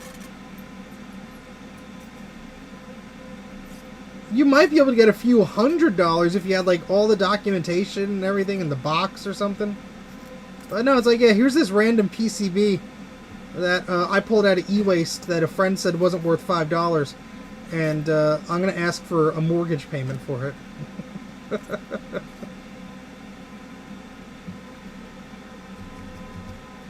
I know what I have. Yes, good idea from Mike. The FCC ID will sometimes give you some very helpful information about what you're looking for.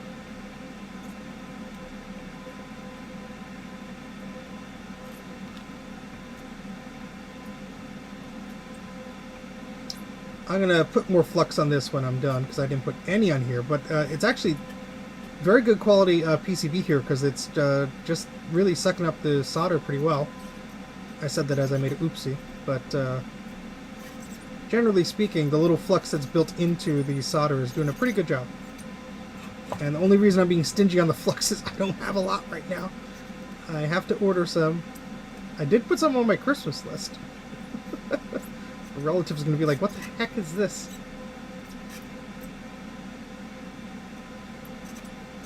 Let's add some flux here. It's getting a bit cranky.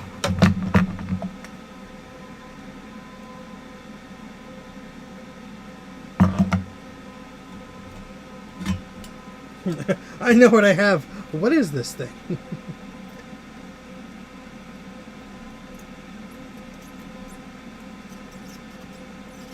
Most of the time at like the VCF computer swap meets and stuff like that, 90% of the patrons there will have a good understanding of what they have, or they just want to go to a good home, and they're not going to make a fuss. They don't want to go home with anything. They just want to find a new home, make a few bucks on the side.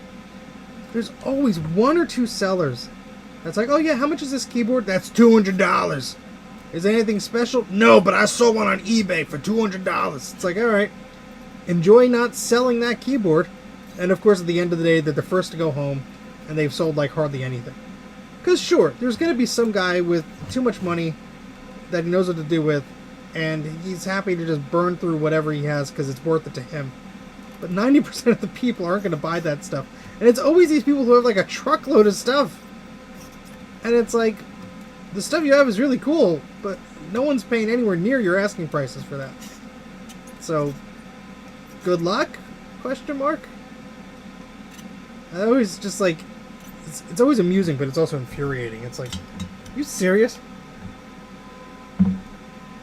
Perfectly broken condition.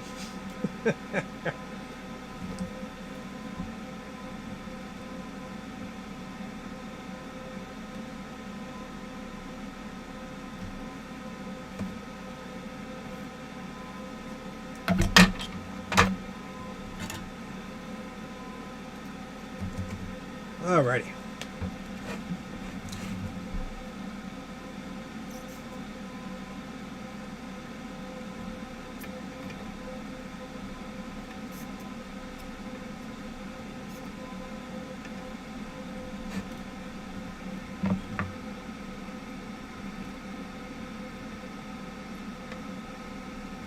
When the pins are so close together like this, it can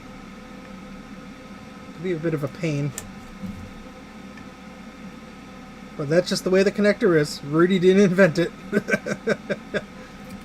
Apple decided, hey, we're going to use a NuBus style slot here.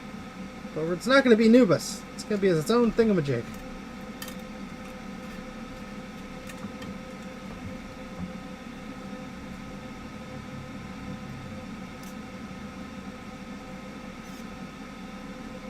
So is anybody picking up anything fun? Or have picked up anything fun recently? I did get a few little goodies from a recent VCF thing that I was just talking about before.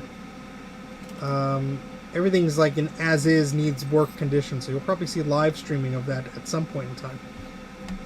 But I know RetroFox picked up some cool goodies not too long ago.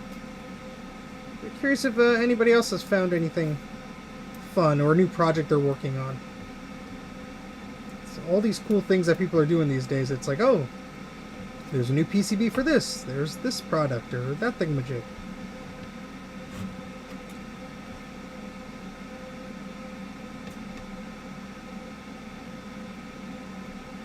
And again, pinned in the chat is Rudy's Retro Intel YouTube channel. Please check that out and give them a subscribe if you like their content. They have some very cool things and a variety of different retro systems.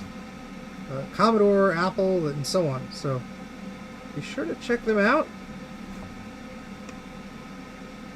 I'm very excited to test this board out because I have a few basket case SE30s that I would love to get working and off my bench and back to their respective owners.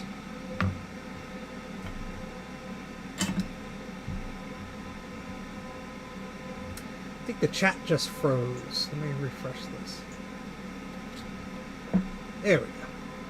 Or not? Nope, no. It's my browser. Hold, please. I can't see the chat for the moment. There it goes. See, the little OBS chat is working, but not the big one. Sorry, I had to scroll back up because I missed a bunch. I missed a bunch here.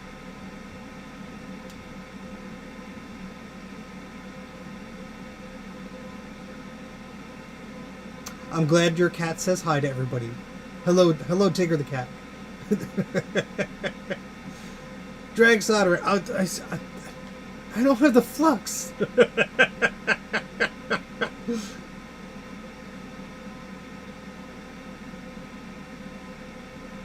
Oh wow, that's cool.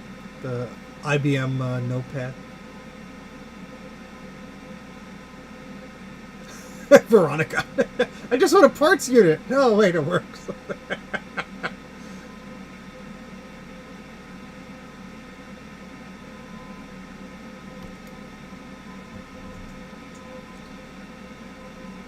What is it with the spam in the chat asking for 3D Mackies?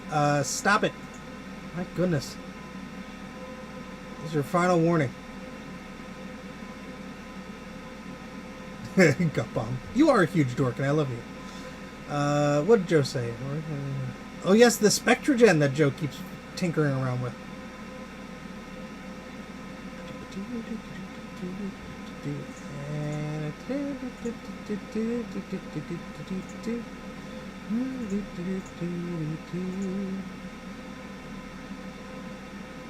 Sorry, just reading the chat.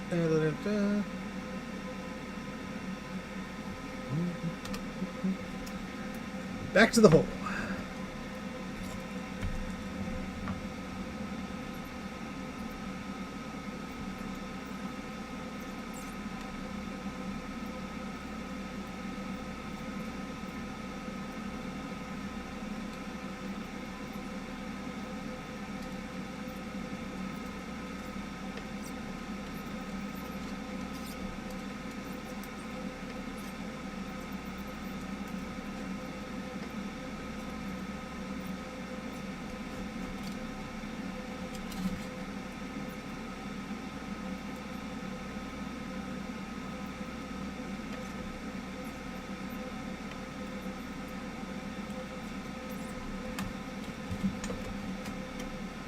We're on the last row of pins here. Then we'll have to do our inspection to make sure everything is soldered on properly, nothing is bridged, and everything is well connected and so on.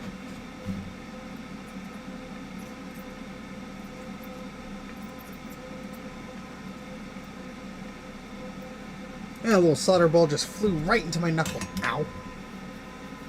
Found a Carrera 040 accelerator in one of my 2S. I can't believe the maker of the card. Micromax still has their website. Yes! Eep! Thank you very much, I Love Scotch, for the super chat. But yeah, Micromax still has their website online. But don't tell them. Maybe they'll take it down.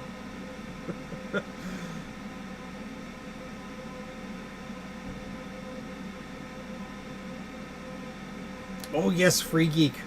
Colin of This Is Not Computers always teasing me with the cool things that he sees at Free Geek. And I'm like, ah! Too cool. Too cool. Alright, so let's take a look under the microscope here. And make sure that we did everything properly. Anything that needs any tidying up or anything like that, we'll be sure to tackle.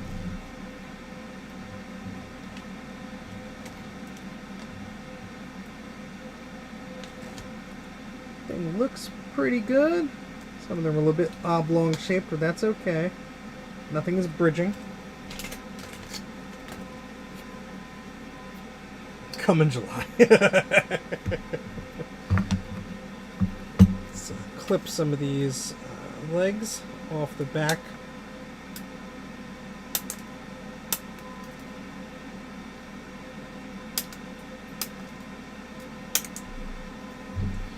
Alright, so I'm just going to make sure I have all of these resistor legs in there.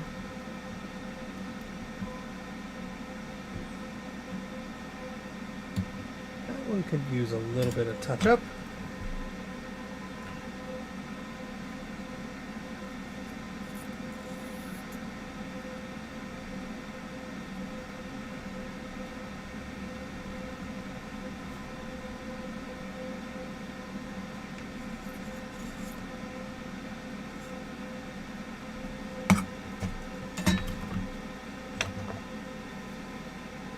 Yes.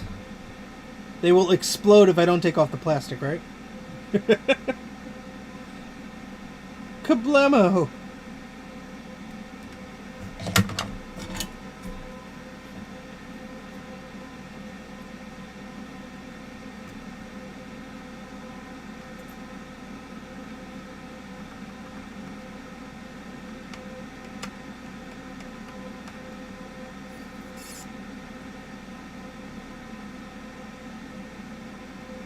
Those are all looking good. Let's check the second row here.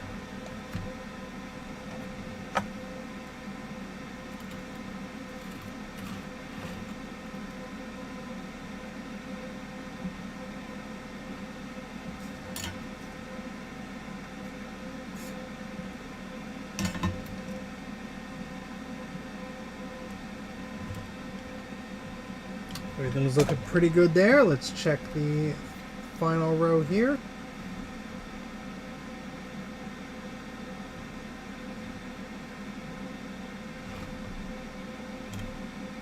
Nope, I forgot a whole run. How about that? That's why we double check, folks. I forgot a whole resistor net. That would have been a bit silly of me.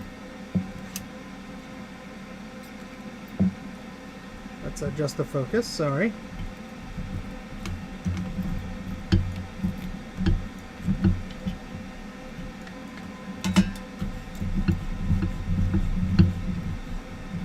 There we go. Oh, sorry, the camera is not in focus the way I am. There we go, much better. No, that's the fume extractor mic, so I'm not, like, inhaling solder fumes.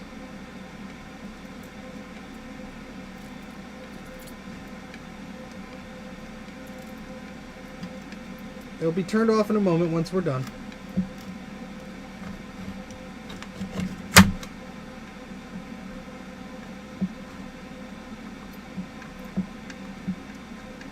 And I'm streaming from my new laptop. Mac Pro is on, but it's not being streamed out right now. Streamed from right now. Solder fumes are fun. Ooh, Adobe Go Live. All right, let me close the chat here and bring it up on the big screen again, because the last thing that this chat window did, yeah, that browser window just was like twirling. Didn't know what to do. Got all confused. It did. Refreshing it. We're refreshing it.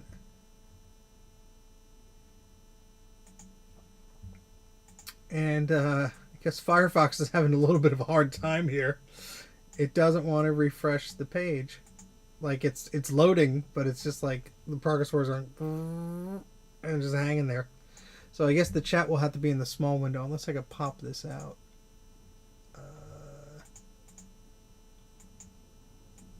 Yeah, there we go. I could sort of move that. It won't be as large, so I'll be like squinting. At least I could see it again.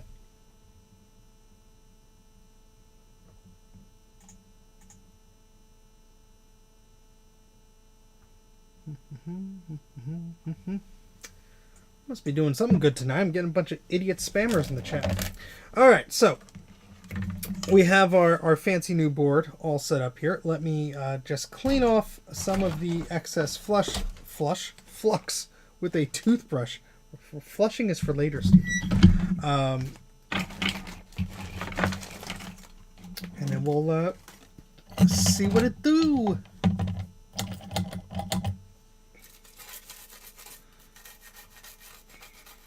Unpin the link. Why? What does that have to do with anything?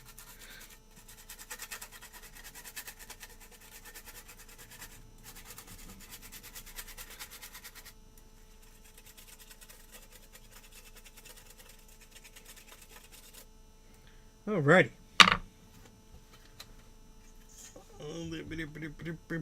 Boop. Ah, look at that. Look at that. It's all pretty. And thank you, Rudy, for putting my name on there. That was very, very kind of you.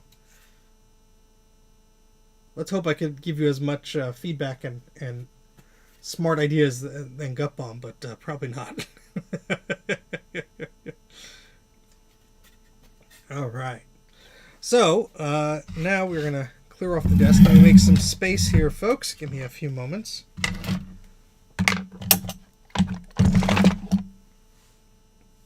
The link you added to the chat is messing up the chat. Alright, well, it's been there for an hour. We'll remove it for now, but I don't think it's messing anything up.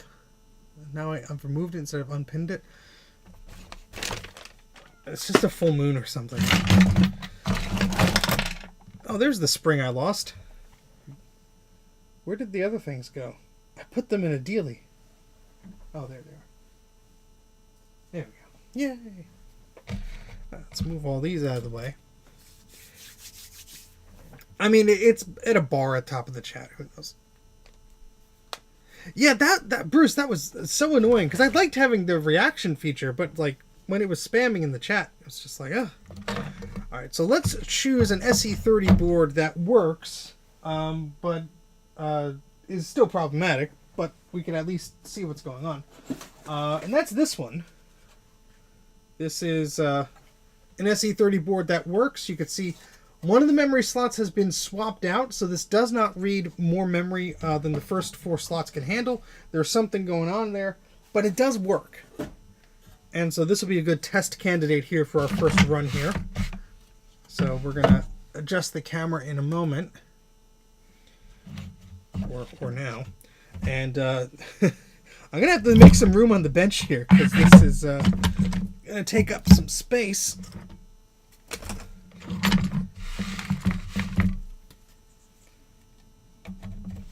But that's how that goes right there. I'm going to put something over here to just prop this up. I have a little mini DV cassette. Perfect. All right. So get your sunglasses on. So now I'm gonna peel off the little plastic on the voltage things and go, oh yeah.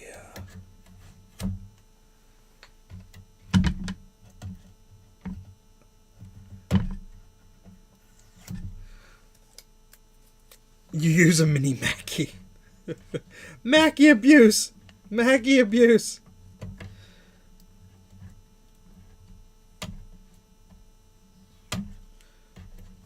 Alrighty. While we do this, we were going to do one of those little silly pony streams. Well, they're not silly, but they're fun. To promote Allison's play, but she's under the weather right now. But I assure you, I've gotten a lot of awesome comments from people who are like, when's the next one? When's the next one? When's the next one? It will be soon. I promise you. And we could hopefully raise some more funds for her amazing project, which I'm very excited about. I'm helping with some props and all this fun stuff. We're going to do some cool things there. Let me go grab a cable. 1 second.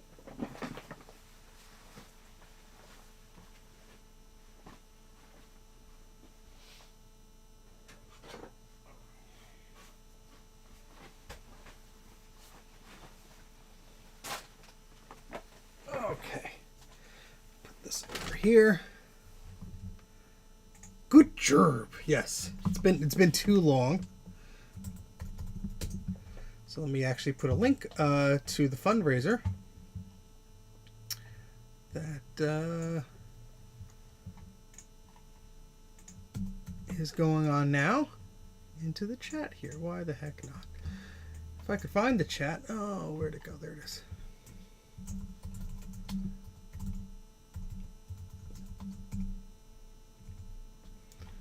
Did it not let me copy the link?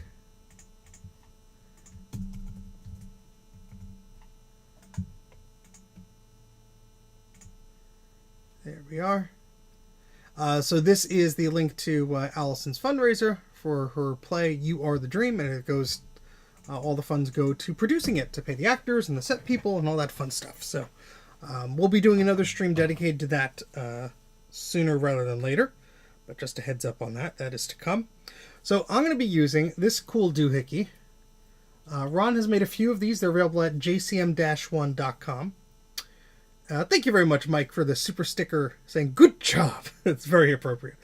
So this little guy is really cool. Basically, you plug in an ATX power supply, you plug in the cable that used to go to the analog board, and you plug it into here, and then you can plug a monitor into this. So what I'm going to do is grab the VGA connection from this LCD screen, which is next to me here. Turn off my soldering iron first. 10 bad LC's motherboards for like $30. Yeah, there's some good parts on there. I mean, I would buy that. But again, I'm a crazy person. But Eep, thank you very much. I love Scotch for the super chat. Are they all LC1s or LC2s or 3s? Or not a bad price. Alright, so I'm going to take the cable out from this SE chassis I have. It's a standard old SE board. Still actually has the battery clipped in there. And we're going to plug it in to our setup here.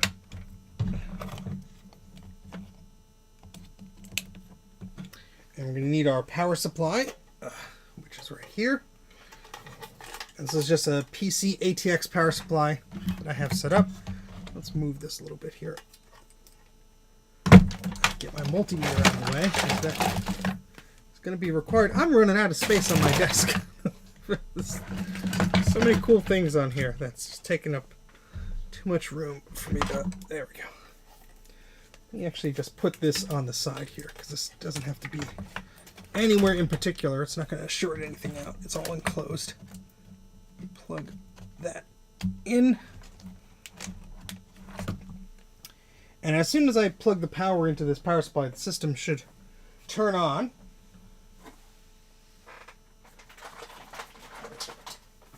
So let me grab a power cable here. Nonsense, Trina. Oh boy.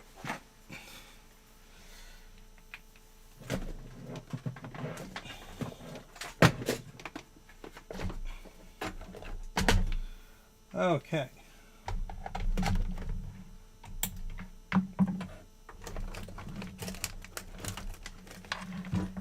All right. So we're going to plug this power supply in a moment, and this SE board should automatically turn on. And let's just make sure all of our resistor nets are plugged in the right way and all that fun stuff. And we should get voltage reading and very bright lights. Is everyone ready? Eric arrived just in time, Eric. Everyone ready? 3, 2, 1. Look at those lights blink. Now we don't have the -5 voltage because this power supply is just simply not outputting that. But look at those lights go. Woo! It's Christmas. Very nice, Rudy. This is awesome. Bright light, bright light. All right, so let's go to the VGA input here, and we can see if I pan the camera up, we have a blank video screen for the Mac with the cursor in the corner.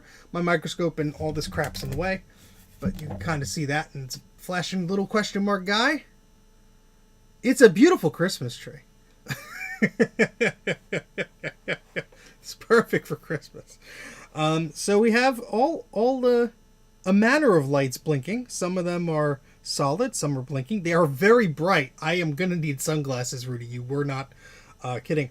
I do have an oscilloscope. Unfortunately, I don't have the software or the cable and everything on this laptop since I'm just brand new to setting it up.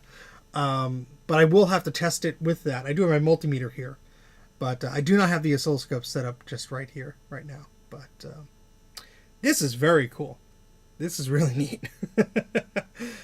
So we have the voltage here. We have 11.9, 12, and 4.83. So pretty much on the button, especially running from an external power supply. But this is really, really freaking neat. Okay, so let's look at the manual.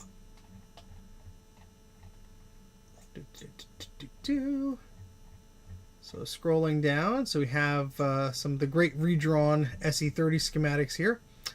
And we have an explanation of what each pin does. Okay, very cool. So let's look at one that's blinking. So this one here, D18, is blinking. So if we look here, we could see that... how how would I find what D18 does? So I guess that's data line 18. Well, I see some of the other calls mentioned here, like IRQ and SIZ, excuse me, RMC, bus lock, and so on. So that's really neat. Oh, I need to export the chat into another window. Sorry, folks. I'm not used to... oh, the chat broke again. You stupid chat. There it is.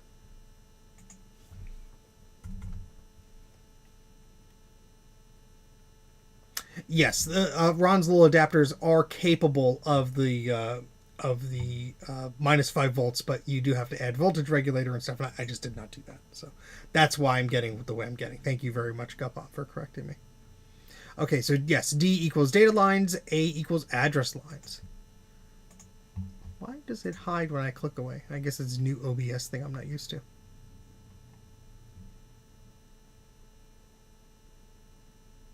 Can you remove some chip or RAM to cause a fault? No, don't worry. I have plenty of faulty SEs. we're going to look at some in a moment. But this is a fairly working machine, which I wanted to demonstrate for all the pretty lights. I do not have the camera, the above camera, plugged in to this computer right now. But that would sort of be far away anyway. But you can see all the pretty lights that are on. So now let's test this with another board. So I'm going to turn the power supply off. All the little lights go away. Everything fades. My eyes are adjusting to not seeing LEDs blinding me. And what we're going to do is we're going to swap boards. So I'm going to unseat this fella here. And undo this guy here. Yeah, sure, Retro Fox. And let's bring out old suspect here. Now I'm going to borrow the ROM from another system.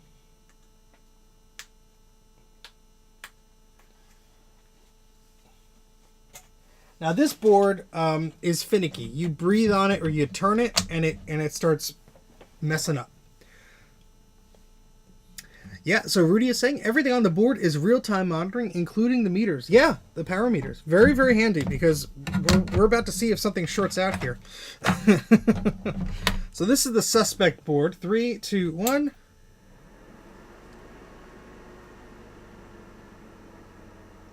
And see, we do get a raster on the screen, but you can see there's many lights are not blinking here. And if I adjust this board maybe... But you could see no, all these are off. It's so many off right now. Oh, boy.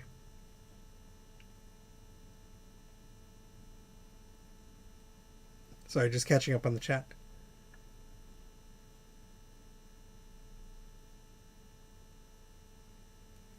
Yeah, so I forget where I was nudging this board previously, because I have 2 suspect ones. Maybe this is the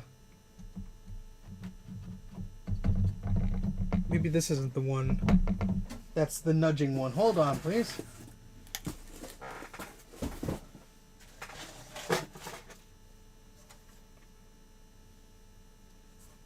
Oh, this is a bad one. This is a battery bombed one. Ooh, this will be fun to look at. So the different LEDs indicate the different data and address lines and other test points and information.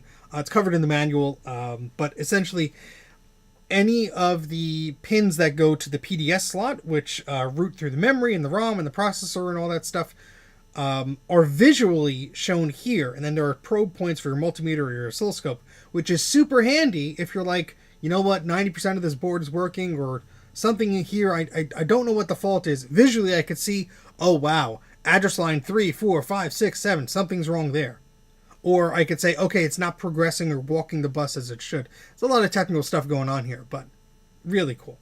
Yeah, there's a bit of a problem with this board.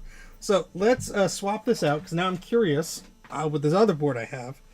This was a battery bombed one that I had gotten for about $20 or so. Came with the case and everything. But I was unsuccessful in in reviving it, and I'm curious if it's better off than this other board. If it actually progresses a little bit, because I think this one does the CMAC pattern.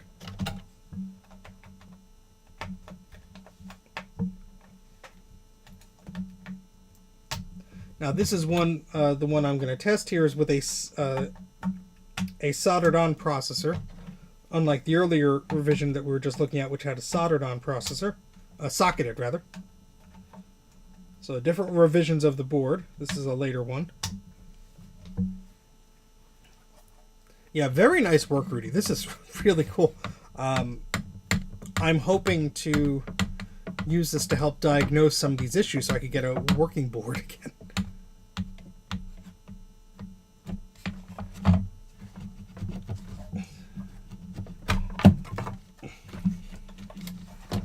Alright, let's remove this board here. And let's plug in... oh, I have a few chips removed from here. The sound chip, I guess I stole from here. Oh, this isn't going to work. I blame Action Retro.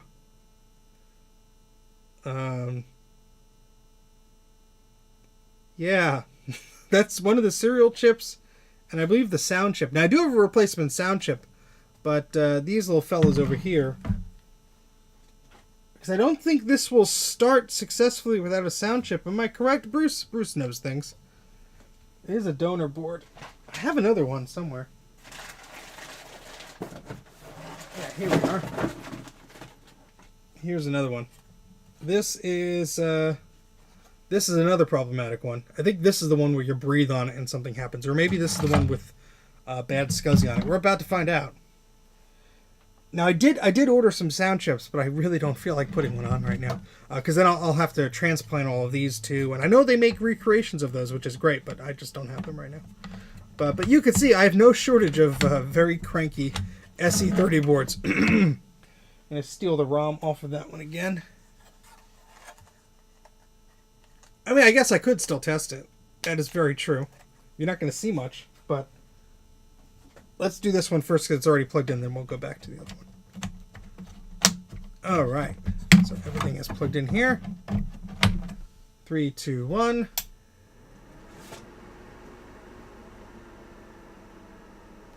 And we actually get a digital version of the CMAC. I forget if this is the one that... one of these boards, if you flex it a little bit, it just goes nutso. No, I don't think that's this board. Maybe it's in a different pile. But, yeah, we can see all the LEDs. I'm going to turn it off again.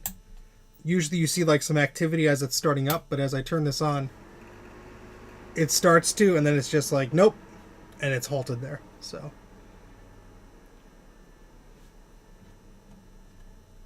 definitely one of those things that it's going to be very handy in helping me diagnose some of these things. If I have the patience for it, at least. My goodness. Because some of these are pains in the butt. But at least with some of the kind work from Gutbaum, who recorded some videos of the light patterns of the system working, I could do a little comparison and be like, okay, well, mine's very different, or whatnot. So, yeah, this is going to be super helpful. Yeah, so let's turn this one off. Let's look at the other one that I just was experimenting with. Now, Rudy and I had a conversation earlier because the PDS slot on the 2SI Macintosh is the same as the SE30. We were curious if it would be this board would be compatible with that. Off the top of my head, I don't see why it would be a problem, especially if you had it outside of the case and everything like that. Because I believe the pinout for the SE30 PDS slot and the 2SI one is the same, because you could have Ethernet cards that were sold for both.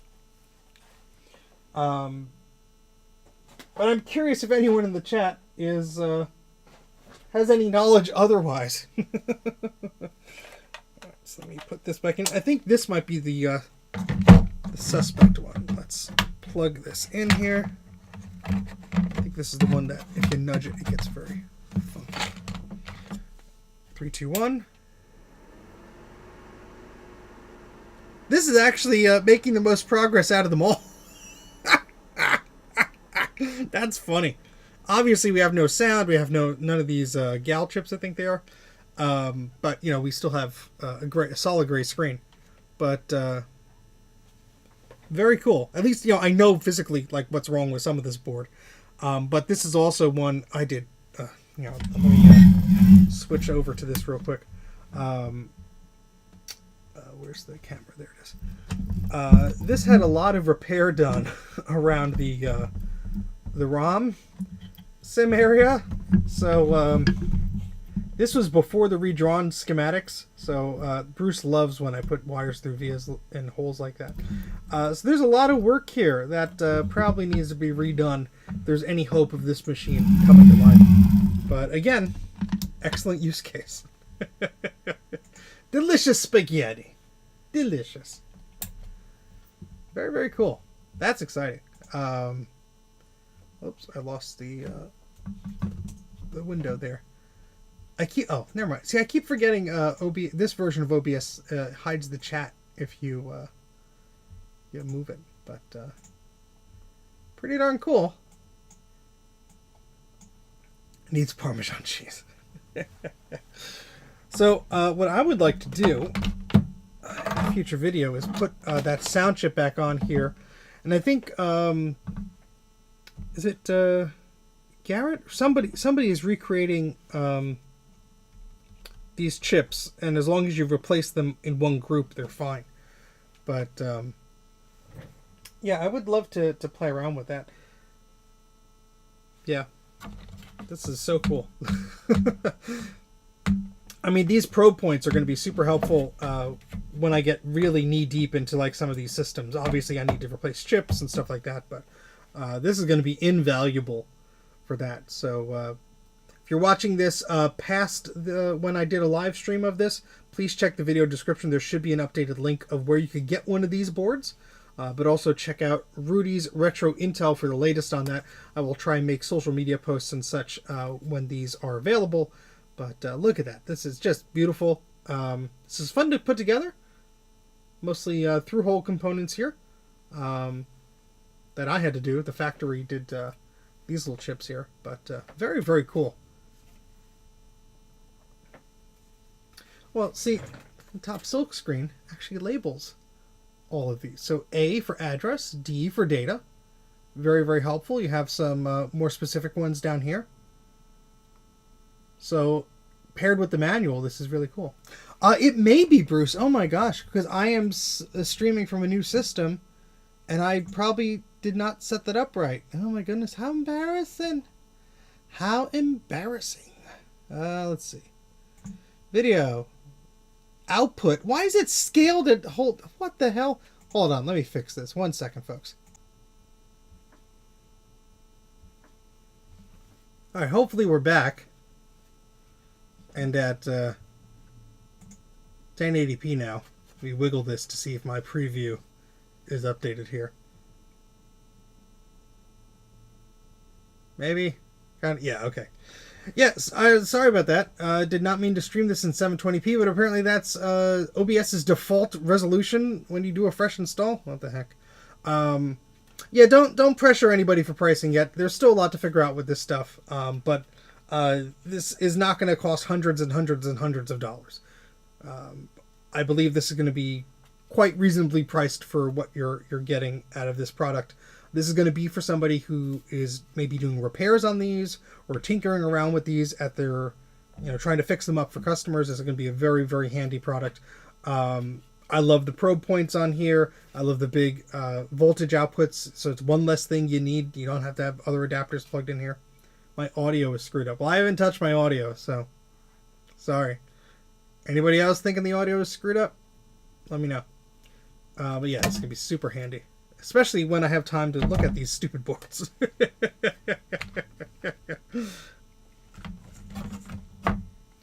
Awesome. All right. Not sure how much deeper I could get into this today. Rudy, anything else that I failed to mention?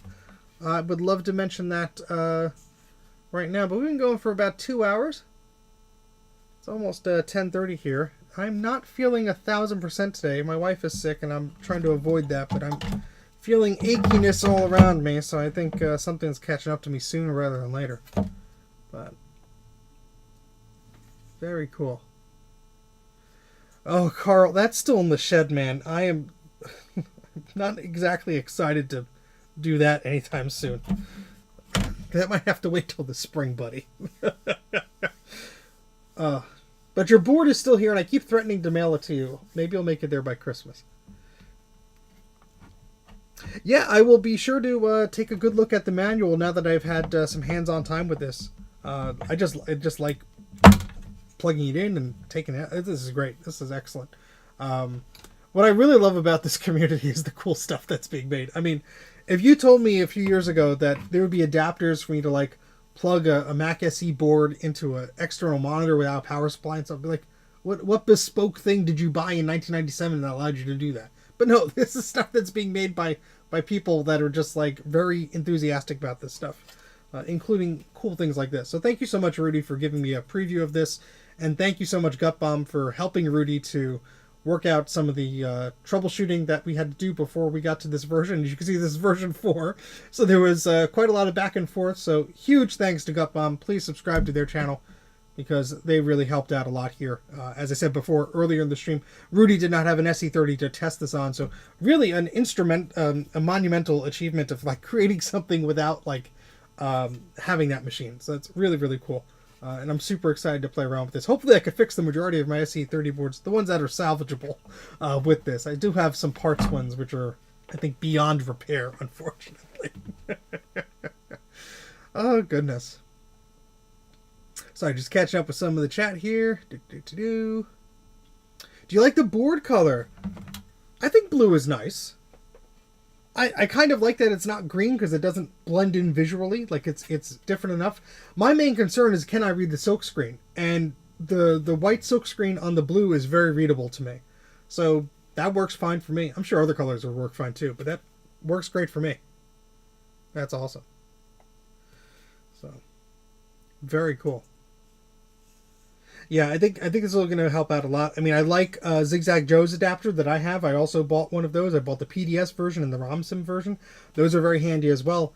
But what I like about this is just the probe points. I could get my multimeter or oscilloscope and I could probe it right in there. With those cards, it's a little bit more difficult just because of the space constraints. But this, you have plenty of space to work with without risking shorting something or tripping over something and so on. So I'll have to try this again when I have my oscilloscope all set up, and we'll maybe do a little bit of video on that. That'll be cool. But yeah, any other questions before I think I'm going to sign off in a little bit here? Any other questions about this product or anything I'm working on or anything? Feel free to let me know. Again, just going to plug my Patreon. I have a Patreon, and my friend Colin of This Is Not Compute and I do a podcast that we each post on our Patreon pages and on our YouTube membership pages. So that's a fun little podcast. We're on like episode 21 we just released the other day. So it's just a fun thing. We're just casually just shooting the breeze to each other and talking about technology and fun stuff. So if you have not heard that, if you want to hear that, any level of subscription to Patreon or YouTube, you get that access to that exclusive podcast. So that's a lot of fun. Where's the ban button? Oh my goodness. A neat addition to the manual, typical scope readings at points along with the already mentioned explanation of the points. Yeah, there's a lot of good, Rudy, there's a lot of good information in the manual. And speaking of SE30 help, I will be trying to deliver a version 1 of a document that Bruce, myself, and many other talented folks have been working on for quite some time. And that is to help with CMAC issues on the Macintosh SE30. There was a lot of great feedback I got. Some of it has been it's a little bit out of scope of what I think this document is for, but valuable feedback anyway.